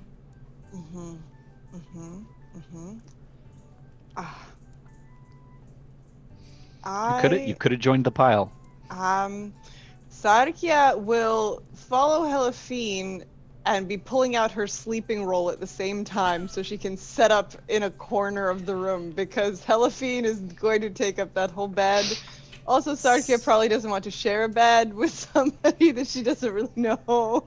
So if she comes in, she'll find that Helafine has pulled one of the furs off the bed and is curled up on the floor already. I will sarcastically just whisper, "Enjoy your cuddle pile, ladies," as he opens his own door. I hate it. Yeah, I hate it. And I have to live with it. Sarkia will kind of go and shake Helafine. Can you just get in the bed, please? No, this is... No, I can't sleep in a bed. Can you get in the bed? This is what I'm used to. What the... It'll be more comfortable. Just try it out. No. Sarkia does not know what to do because she does not sleep in beds. Well, Helafine has rolled back over and is going to sleep. So if we both sleep on the floor, then we both sleep on the floor. Yep. She's Wow. going to lay on the bed and do that weird thing that you see the people do. They're just kind of laying there staring at the ceiling like, is this what sleep is? I don't know. I could have taken the bed. I'm like, I don't know if this is okay. And You could have had a whole bed to yourself. You could have. You could have. And I assume that both the familiar and Thrun, the Magnificent, have Thrun is cuddled up snoring for in your once. backpack. Yeah. I was going to say, at least the familiar might be comfortable on the bed. The familiar has routinely currently kicks us soaked out my of ours, sleeve so. in drool, so I'm assuming he would be comfortable on the bed, yes. Um, Who's that? Ragnar, when you open the door to your room, you know when you have a lot of animals at home and they each decide to take a part of the bed to themselves, but they have to keep equidistant from one another? You find He may or may not have had to sleep on the couch 2 nights ago because of that. you find 3 kobolds curled up in 3 different parts of your bed, sleeping. If you want to lie down without bothering them, you will have to sort of bend your bodies at your body at weird angles. Does Ragnar seem like the gentleman who would do that? Because instead, he just kicks the bedpost very hard while a sword is drawn and says, "Yeah, no, let's move. And he will tap one of them on the shoulder with the sword. Is it summer yet? No, it's move. Floor. How much ale did you drink? And he just looks down under the bed and lifts like one part of the fur that is just like hiding the side of the bed, and you notice like 6 human-sized tankards. Good. Well, The water tastes weird. I imagine it would. On the floor. Beds are for people. Or not people. kobolds. Holgey's elbow. Wake up. Big guy says it's his bed. We can buy it from you. Or you could sleep on the floor and I won't have to paint this room with your blood. And then have to pay extra for them to clean it up when I leave. Oh, that would be such a pain for both of us. Why are we staying with them? That is a question I believe I'm asking myself at the moment as well. The other one, Zilbo just turns to the other two and says, I think is because...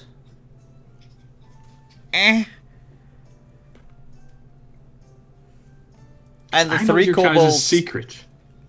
The three kobolds clamber down the bed, take their trench coat, and just wrap themselves in it, and plop down on a pile.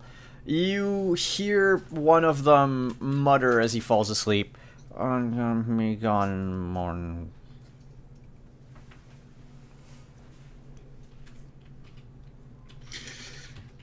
I will hopefully sleep on a bed that doesn't smell too much of kobold. Oh, actually, they don't sweat, so it doesn't smell anything. I was thinking more of their horrible liquids they probably carried from the ale and whatever they. I don't assume they were smart enough to not drink in bed. Oh no, they drank in bed. And, like, the blankets are a little damp. They ate but- crackers in bed. No, they ate fish. They left the Jerky. bones. What else is there to eat in this area but fish? Knucklehead. There is one Saute, rabbit. Barbecue. Broil. That rabbit is being raised properly so that he can be stew sometime. We go back to visit a year later and we eat other Etten. No.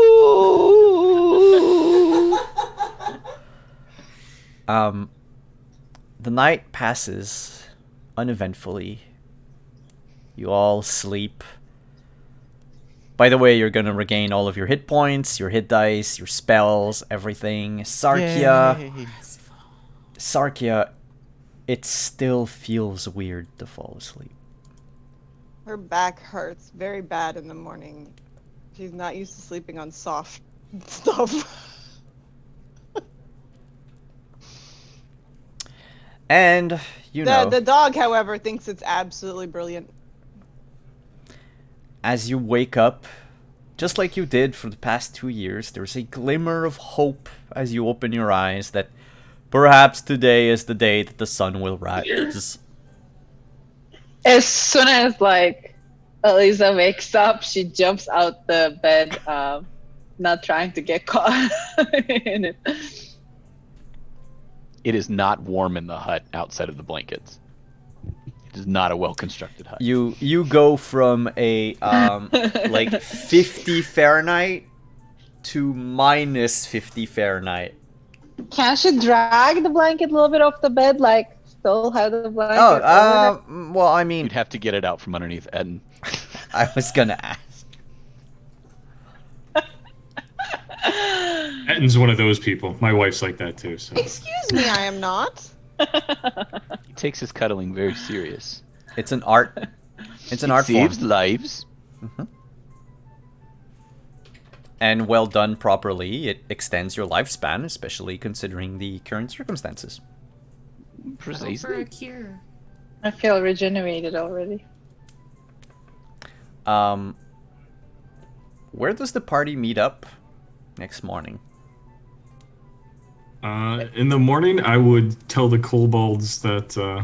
Oh, they're gone. Oh, they left before I could. Good then, because I was essentially going to tell them to. Jog on. I mean, not fuck off, but to get off, and that whatever they were planning to do, I better not catch them in Dugan's hole or any of the other ones' holes nearby, because I don't think they'd be welcome. So basically, fuck off. Yes. Eliza will try to wake Etten up so they could go meet the others at the inn. She's hoping to grab some warm drinks if they have anything. Etten will get up and offer you fish jerky from underneath the mattress. It's slightly warm from the body heat overnight. This is my breakfast every morning. Here you go. Oh my god, this is so gross. Come It's slightly warm. It's like a George Foreman grill that you lift on early. Oh my goodness, now I don't want to meet my paramour. Like, I'm gonna be smelling like fish. You smell like fish. Yeah, definitely.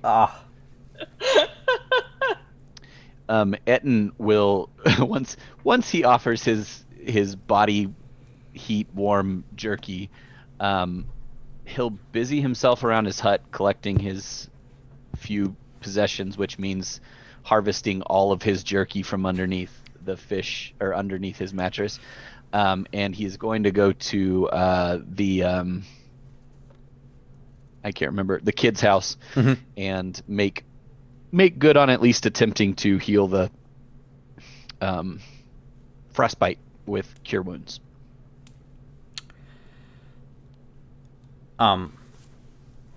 You reach the Deljar house, knock on the door.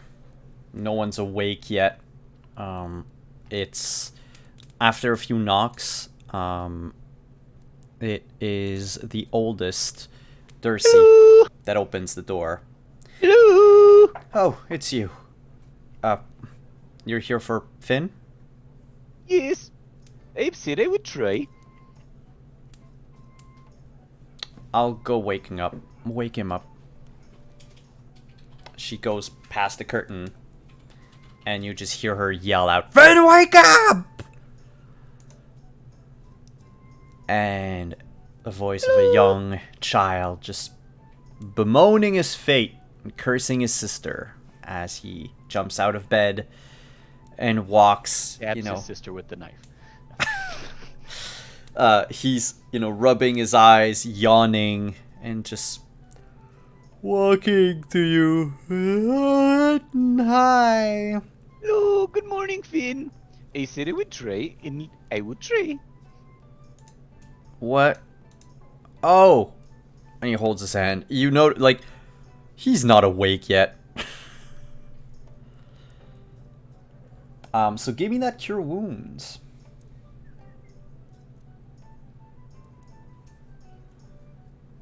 8. 8. The necrosis subsides a bit. He will need to keep his finger warms at all time for like a week if he hopes to recover. But at least you are fairly certain that he will not have to cut off those fingers.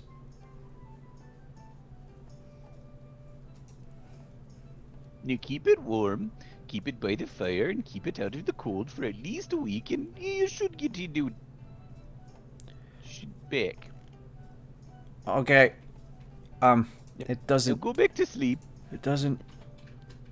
Okay, good night. And he just slams the door in your face. Oh, hello, Ed. Oh, okay, bye.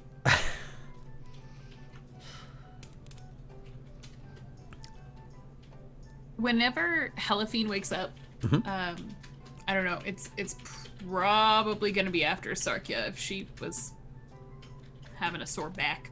Helifine will go downstairs and try and talk to the innkeeper guy, who's just a barrel of laughs, and see if there's any food for breakfast, and if so, what it might be. I'll give you a hint. I bet it's fish or trout. Yeah, I bet so too. Oh god, a trout omelet. That would be awful. Yeah. Why are we talking about that? Because they said trout. Yeah, Breakfast. the innkeep, who's, always up when the sun would rise or a few hours before.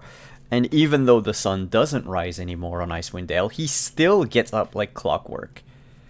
And he was in the kitchen lighting a fire when he hears you climb down the stairs. And goes back out front, leans against the counter. Had a good night? Yeah, I slept really well. The floors are super comfortable here. Do you have any breakfast food that isn't meat? It's not fish.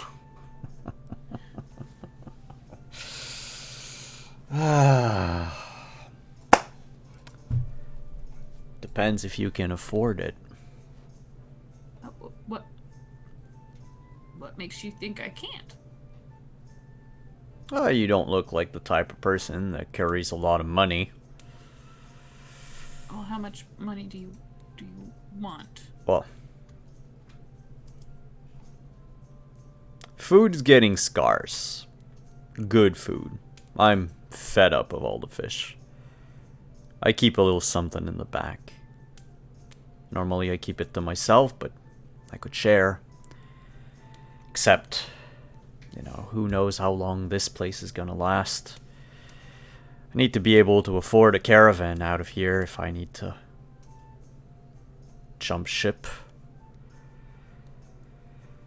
How much you got? That's not the question I asked.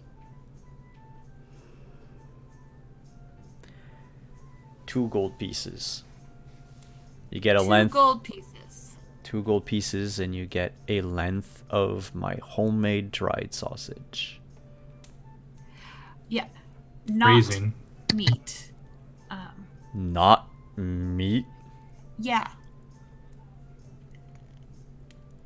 Do you have like an onion or a carrot, like anything not meat back there? Oh. Yeah, I have a basket of turnips that are almost going bad. Oh, how much would you like for those? They're turnips, I don't know, 2 silver. Okay. Thank you. That'll work beautifully. I appreciate. I hope that you're able to get your wagon ride out of here. I'm sorry that times are so dire. She'll fish out 2 silver and slide it across the table, look down at it, think better of it, and add a copper to it for him. He says, well, no need to be sorry, it's not your fault. Or is it? Dun dun dun. Alright, basket of turnips coming up. And he grabs your money. And he comes back, you know, a few seconds later with it's a small wicker basket. There's 4 turnips in it. And Yep.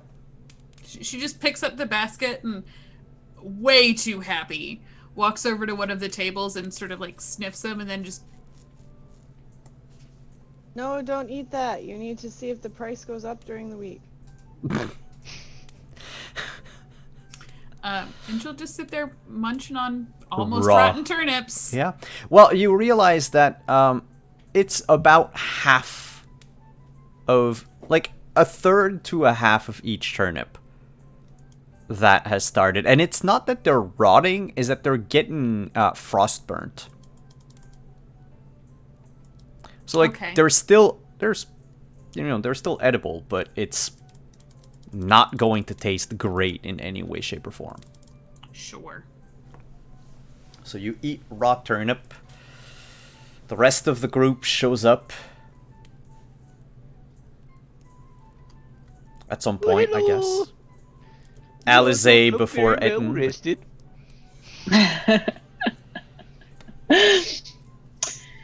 Hi! Did you all sleep well? Yeah. Where were you? I was in Etten's place. I just wanted to make sure nobody came in and destroyed his hut again. You know. Oh, did you join the cuddle pile? Good one. I'm sorry though. Really, I Insta check. didn't mean to yell at you all yesterday, and it just, you know, I don't. It was a long day. We had the fight murderers and all that stuff, and it just, I guess I was tired, and I'm not usually like that. Sometimes I can be, but yeah. It's fine. You were right to yell. I shouldn't be pestering people for information they don't want to share. Would you like a turnip? Are you eating Oh. turnips? Yes. Sure. Here, try one. Uh, They're not good. This is not bad. Also, they're raw. It's raw turnips. Yeah, like I said, not good. It's you know, it's decent, but I mean, I don't want to take your food. Do you want it back? Are you gonna finish it? I can. No, I don't need to. Okay, and I'll take it back and continue to munch on turnips.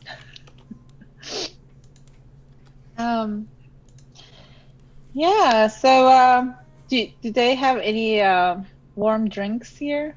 You know. Mulled wine coming right up. Oof, that would be First great. thing in the Thank you. morning. Oh my goodness. Yeah. I mean, yeah. What else is there to do in Dugan's Hole except day drinking? That's true. We don't have anything to do. I mean, we're Fish. just gonna Nice walk fish. to. We do. We're just gonna walk. It's gonna take a while, right? The last walk that we took ended up sort of murdery, so Oh, you guys keep saying a we. What is this we? you can't collect your bounty if you don't come with us. I don't. I mean, if you want, I can collect it for you and just get it to you. No. Yeah, At a no, you later guys can just. time. I was with you guys for 2 days, and now there's an angry goddess yelling at me. What makes you think now we're gonna wander around like best friends to see what else can happen? Sarkia's at the next table over. And she was like, well, to be fair, she wasn't just yelling at you. It was more like in general. I'm just gonna point my arm over to her and just be like, see? In general.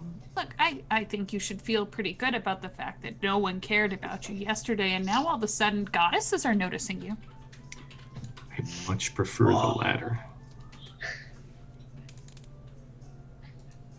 Okay, suit yourself, and I'll munch on another No, I turnip. think you mean the former. If you don't want anybody to care about you. And that is Sarkia and also Kelly. The latter would be the goddess caring about you. It's the morning. I don't like any of you. Hmm. But I like you. You're a very Oh. good man. Hello. Hi, Ethan! How have you been? Oh, Yeah. a very good man, yes. Okay, are we all ready to move and take the frozen member on to the next town and get our bounty? Yes. Right after I finish my drink. I have packed all of my fish jerky, so we will have provisions for several days. I keep it in my chest pocket here so it stays nice and body temperature. After Well, he says that, I'll take my 2 remaining turnips and just sort of like tuck them in one of my side like satchel pouches or something. it's like, well, I always usually have enough rations for travel. I don't know about the rest of you. Are you coming now? You keep like No. flip-flopping. I can't. I'm going, and apparently you're following me? No. Do any of you know the way? Yes. Where are you going?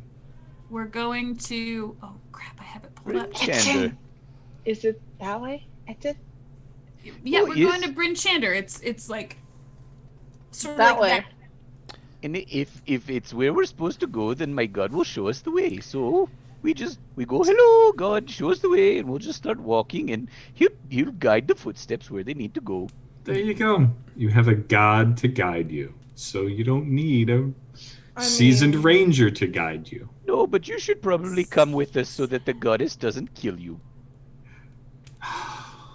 Y'all are That's getting. delivered deadpan. If we are being honest, I had really hoped that part was the dream. it was not. But if we're being honest, he does look better if you're following him. The view is slightly better. So I think you should lead, Fancy Pants.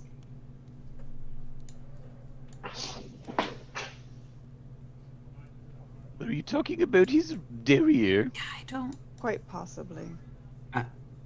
She likes your butt. Is that where fancy pants? Right. Not like. Oh, that makes sense. The His fancy His pants. pants are fitted very well, yes. I have a very thick cloak. Mm. Thick with 2 C's? Thick with 2 C's. shit.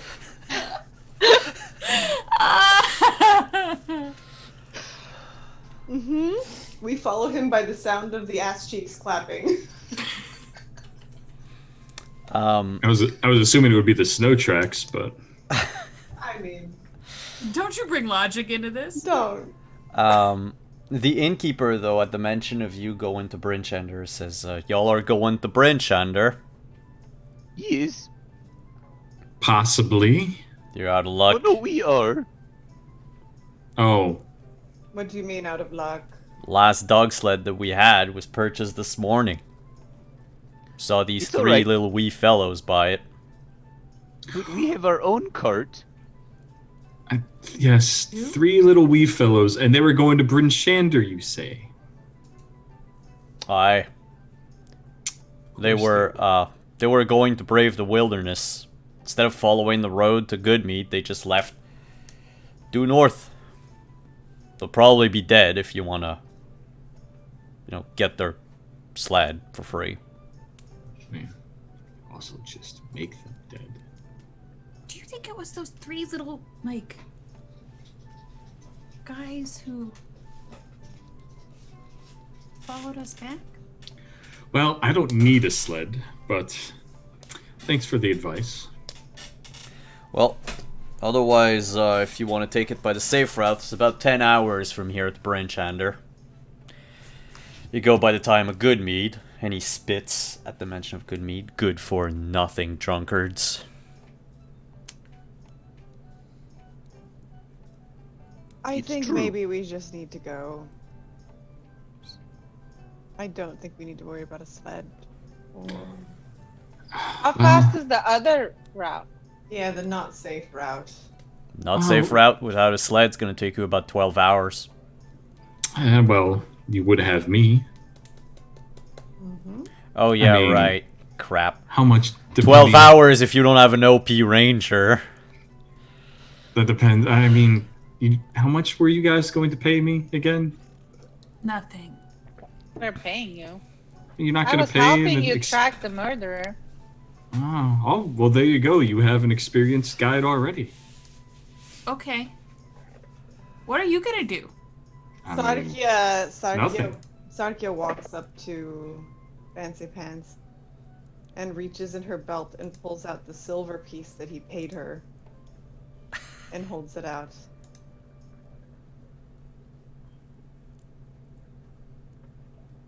Can I help you? I'm paying you. A whole silver. And offer some fish jerky.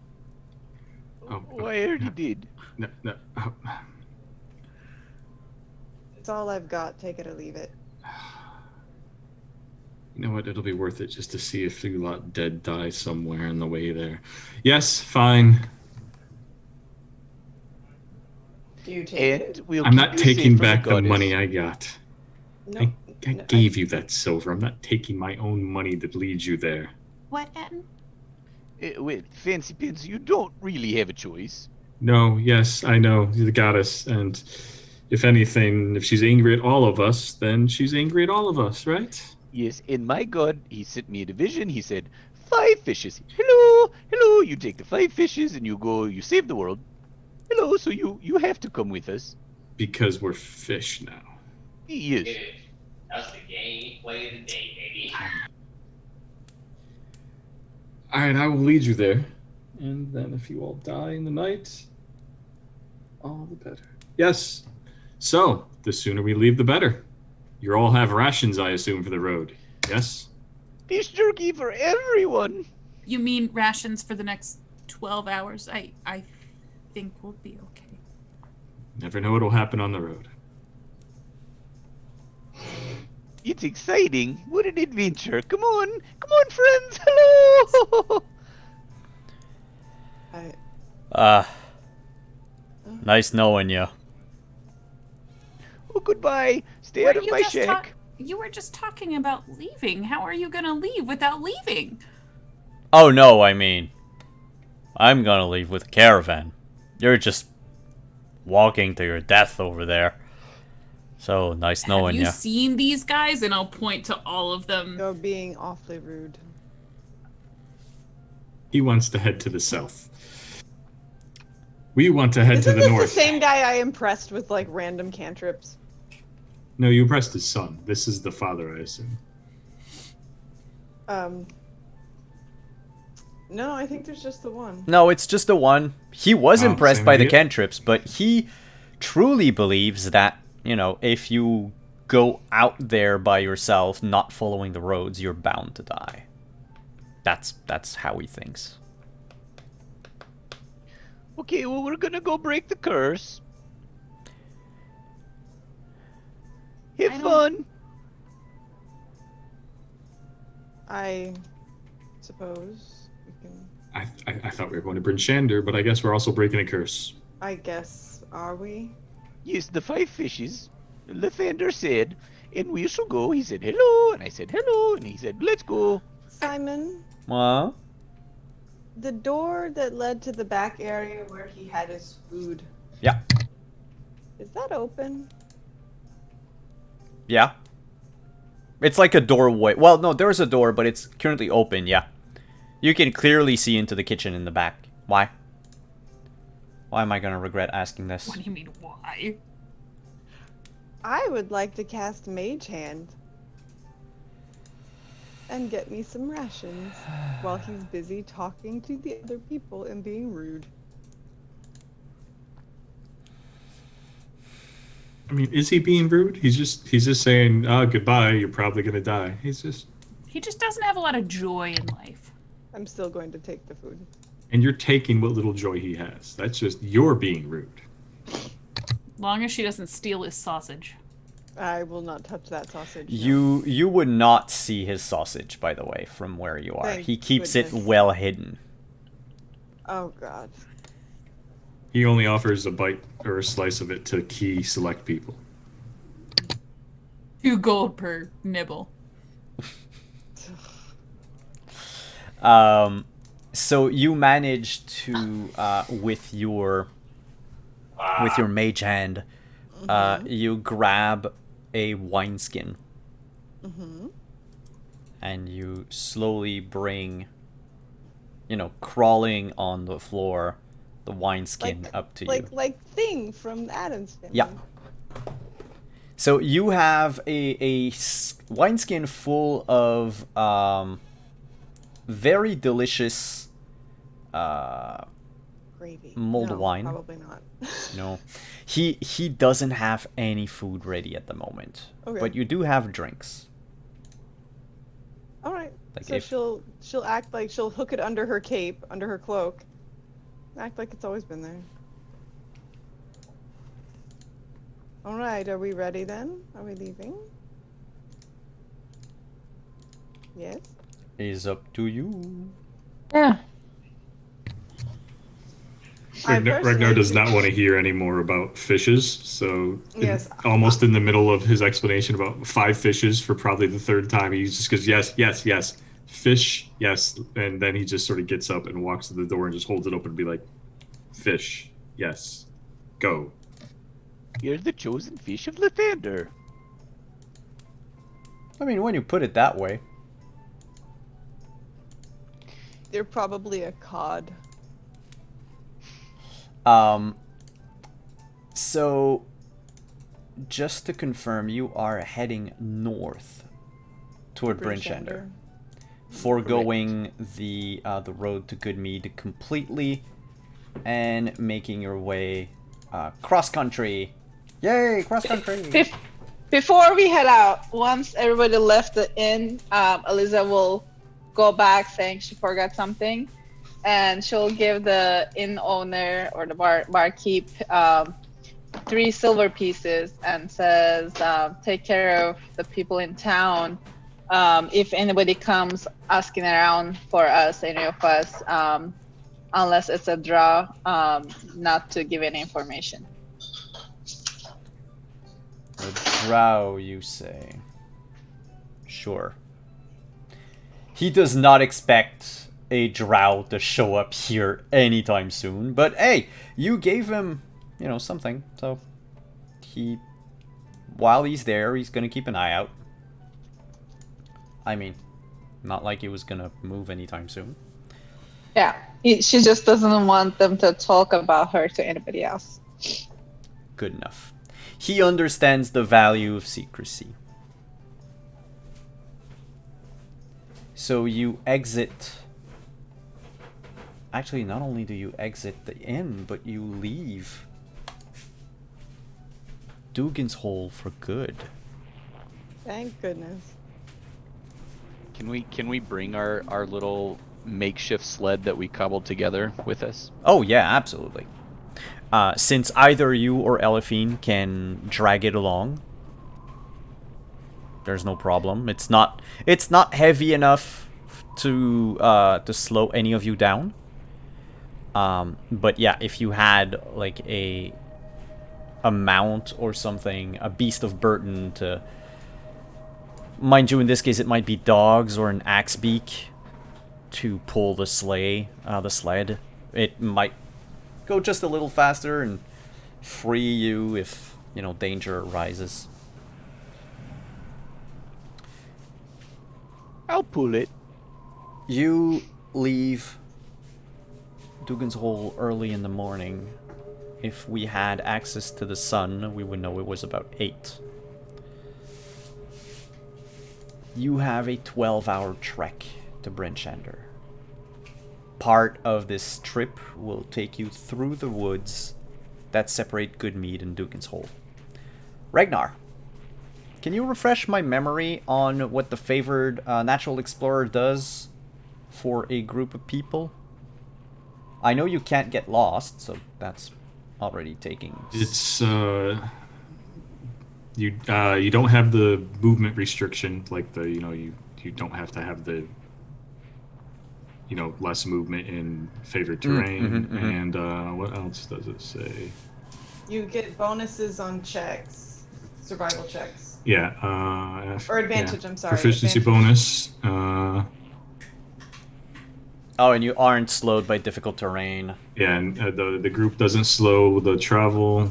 Can't get lost. I am alert to danger, and I can move stealthily at a normal pace while alone. So if I, step out ahead of the group a bit, I can sort of scout ahead, as it were. All right. And if we forage, I can find twice as much food. Which you might not need right now, but it's important to remember for later. So you make your way through the snow, through the woods. It actually feels a little warmer in the woods, if only because the big fir and pine trees block out a lot of the wind. And you have a small reprieve of the from the just devastating weather of Icewind Dale. The day goes by uneventfully.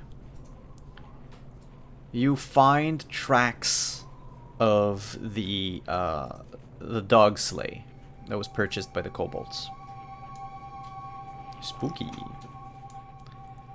However, the tracks head due east. Seems like the kobolds changed their minds halfway through Bryn Shander and decided to head towards the east way. Caer Dineval, Caer Koenig, Easthaven, perhaps. You do not find any tracks of anything else that would have met them on the way. So it really seems like it's their, like it was their decision to turn. So they didn't get scared off by something, they just decided. Judging by the tracks that have trampled the area before they made their turn, they, like, you go full Aragorn, and you clearly see or decipher that they've had an argument. Like, oh, Zilbo was here, the other one was here, Snorp was here, they moved this and that way, seems like they weren't quite sure about where to go, and ended up going east instead. By the time your legs get tired from the trek, you see in the distance the hill upon which Bryn Shander was built. A few columns of smoke coming out of chimneys.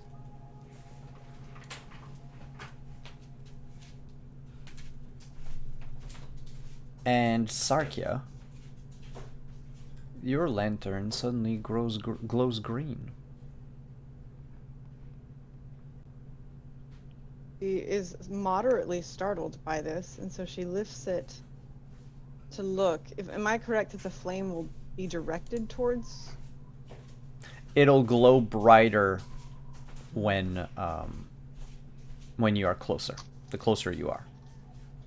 Right now, it's glowing twice as much as it normally does.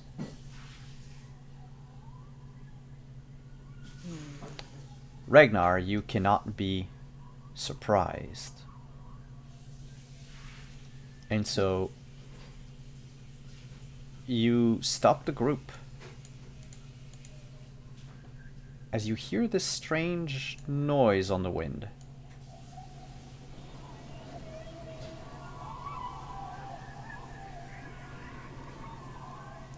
And out of a snowbank, a diminutive creature, just like a pile of hair wearing a mask, just jumps out of a snow pile and runs and then dives into another snow pile just across from you. This is at the same time that she's like behind with the big. Just turn back and I'm like, well, what that?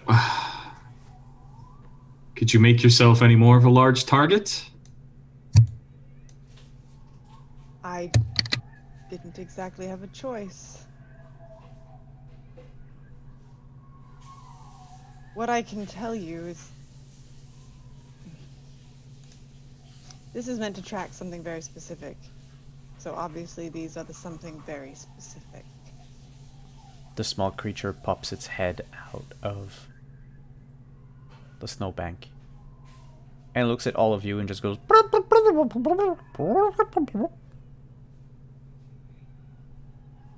and then hides again. I am unclear, Simon, in the notes that I've been given, what I'm supposed to do with it. Bring it back. That's what I thought. Ah. Well.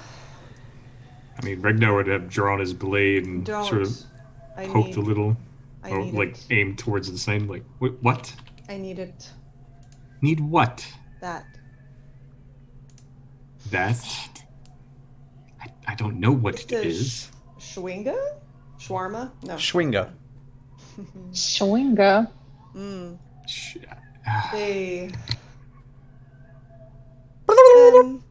They like to mess with things, and I know somebody who's going to pay me a lot of money to bring her one. And she's like really slowly creeping towards the snow pile. She will try to mimic the noise based on her background feature. Oh god, I have to check your character sheet. Hold on, no, I will copy paste it to you right now. Thank you. Are they dangerous? I don't think they're dangerous unless you make them so. Oh, hello, little No, thing. Etted. No, hello. I mean, if it's dangerous, it won't be for long. It pokes its head out of the snow again. She crouches down to make herself look smaller and mimics the sound.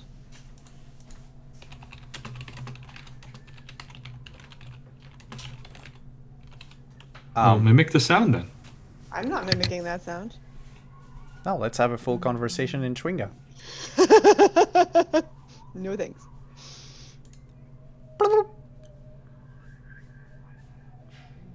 And she kind of reaches her hand out.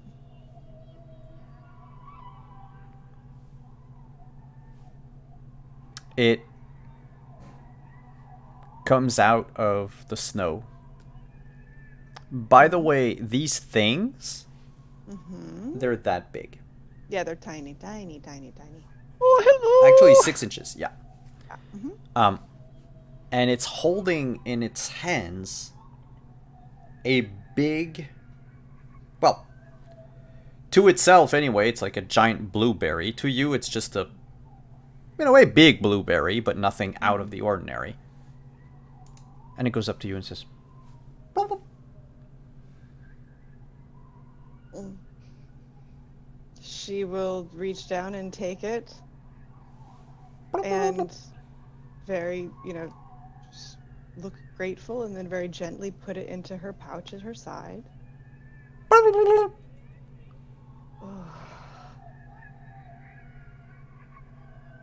I'm looking at Justin's face right now, and it's fantastic. She kind of sighs and just looks back at the group in general and at Ragnar in specific. I hope you've saved up some of those Healy bandages that you've got just in case. And she takes the berry and she eats it. Cool. I'm gonna die. Can you make nothing? Make nothing? Yeah. You eat the berry. It's a blueberry. Oh, good. You have no idea how in the hells it managed to find a blueberry in a snowbank. Mm-hmm. Which is probably what I would be saying out loud. Where did that come from? Elfine's openly salivating over fruit. And why would that thing give that to you? The person that hired me told me they can control their environment. It jumps back into the snow. Oh, goodbye. No, So do they have more, or can they make more? I don't know. I don't know. Ask it if it can make more blueberries. She creeps. Yeah, for all of us. Oh no. She creeps a little closer to the snow pile. Hello? You look into the hole it left behind, and the creature just is inside the hole, and you notice it's standing up Mm-hmm. and goes bloop, bloop, bloop, and it extends a hand to you. Like, you can probably put your finger in the hole and grab its hand. It's very tiny. It's like an action figure. I'm trying really hard not to metagame at the moment, but she's going to be like... She's going to take off her pack, just in case, and leave it by the snowbank. If you have to come after me, please don't leave that. Etten, I trust you to not leave my pack behind. Thank you. Okay. Thank you. And she reaches her hand in and touches the small thing. And as she...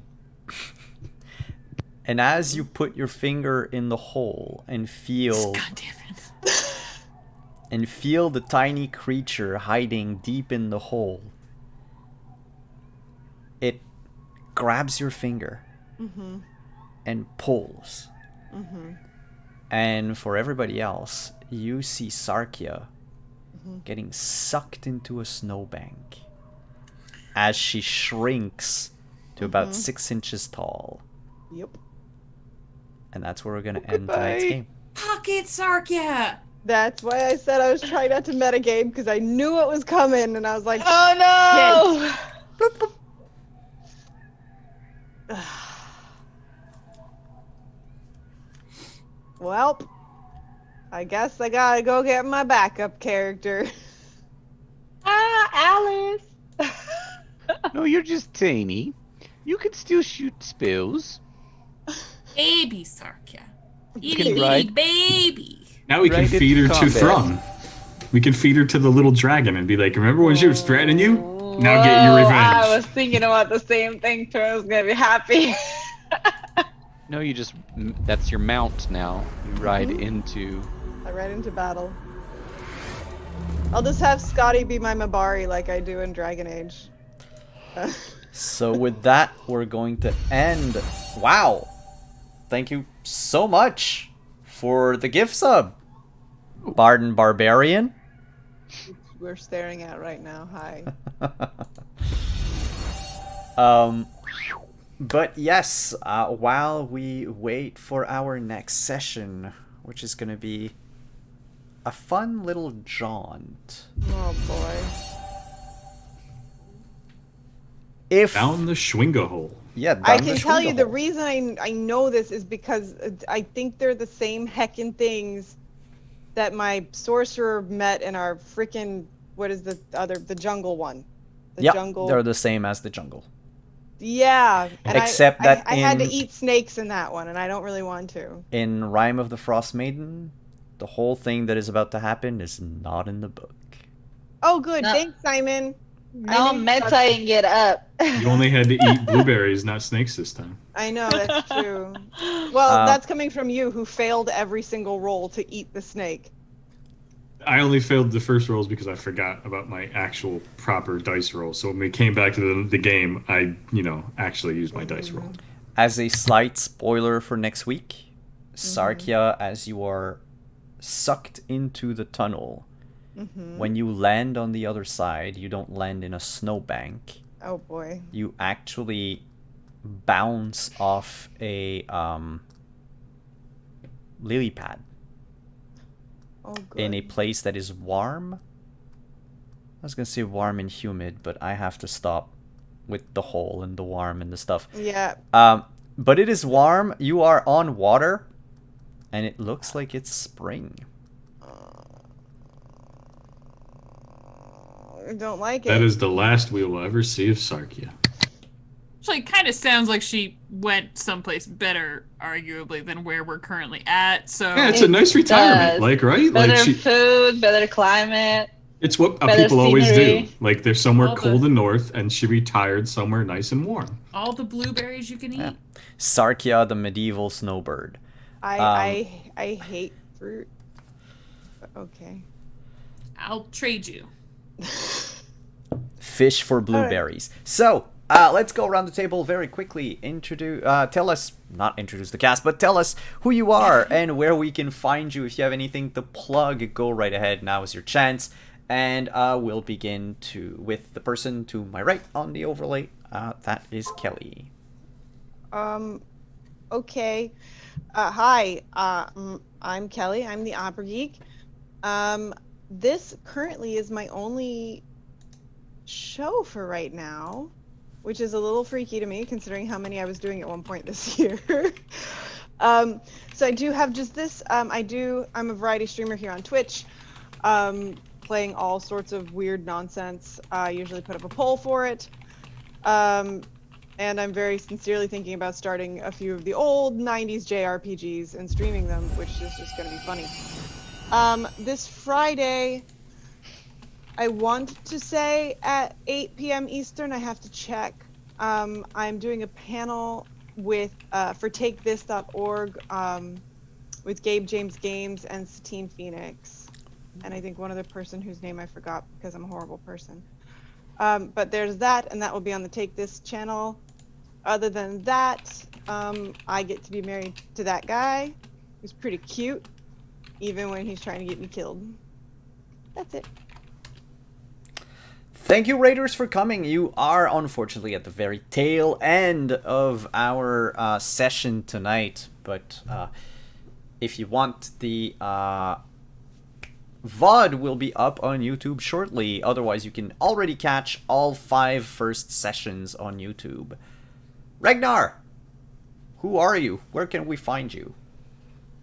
I am Ragnar, otherwise known as Justin, or the handsome, attractive one married to the other one who introduced herself previously. You can find me on Twitter at Pirate Jesus with the underscore. I'm mostly here bothering her. As she described, not trying to get her killed, but letting her get herself into situations to get herself killed. Yep. Because he loves me. Yes, loves you. That's the words we use. Alize, you are next. Hi, I play Elise, and you can find me on Twitter under Professor XR. This is the only game I play this year also.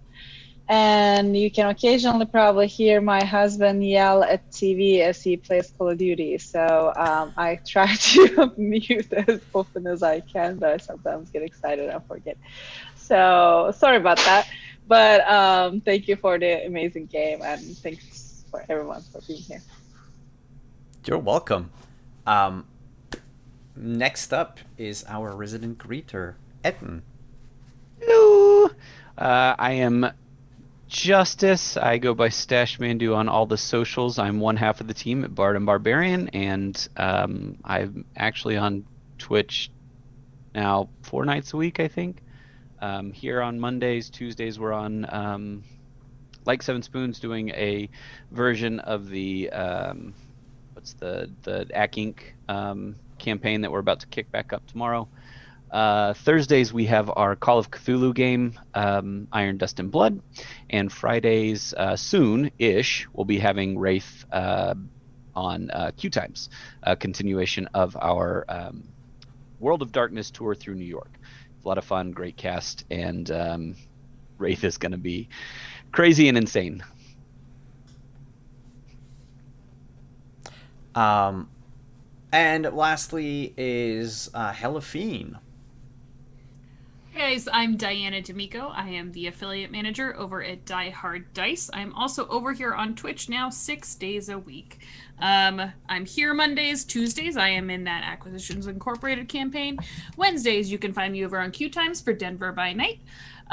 Thursdays, Justice and I are over on Bard and Barbarian, our own channel. Fridays, we'll be starting Wraith back up, but this Friday is special. We're announcing our bardandbarbarian.com holiday promotion. We're doing a lot of cool things with makers in the TTRPG zone, so make sure you check that out. And then Saturday, I have a charity game for Jasper's Game Day over on the Wizards D&D Twitch channel with Fenway leading us through, leading Cynthia Marie, Trish Hirschberger, and myself through what is undoubtedly going to be a horrible D&D experiment this weekend. So come donate money and hang out while we make fools of ourselves. Awesome. And It's 7 p.m. Eastern on Friday, and the other person's Jennifer Kretschmer. I just went and looked it up. Thank you. This is in relation to Kelly's thing, not the thing that was just said, because you just blurted that out randomly. I know. Yeah. But thank you, players, for coming tonight. Be sure to check out everything that they're about to do this week. Thank you to all of our sponsors, and thank you to all of you who hung out in chat, who rated, who followed, who donated. Thank you for all of these subs from the bottom of my heart, and I hope to see you again next week as we tackle this weird Chingwa problem. Have a good night, everyone. Bye.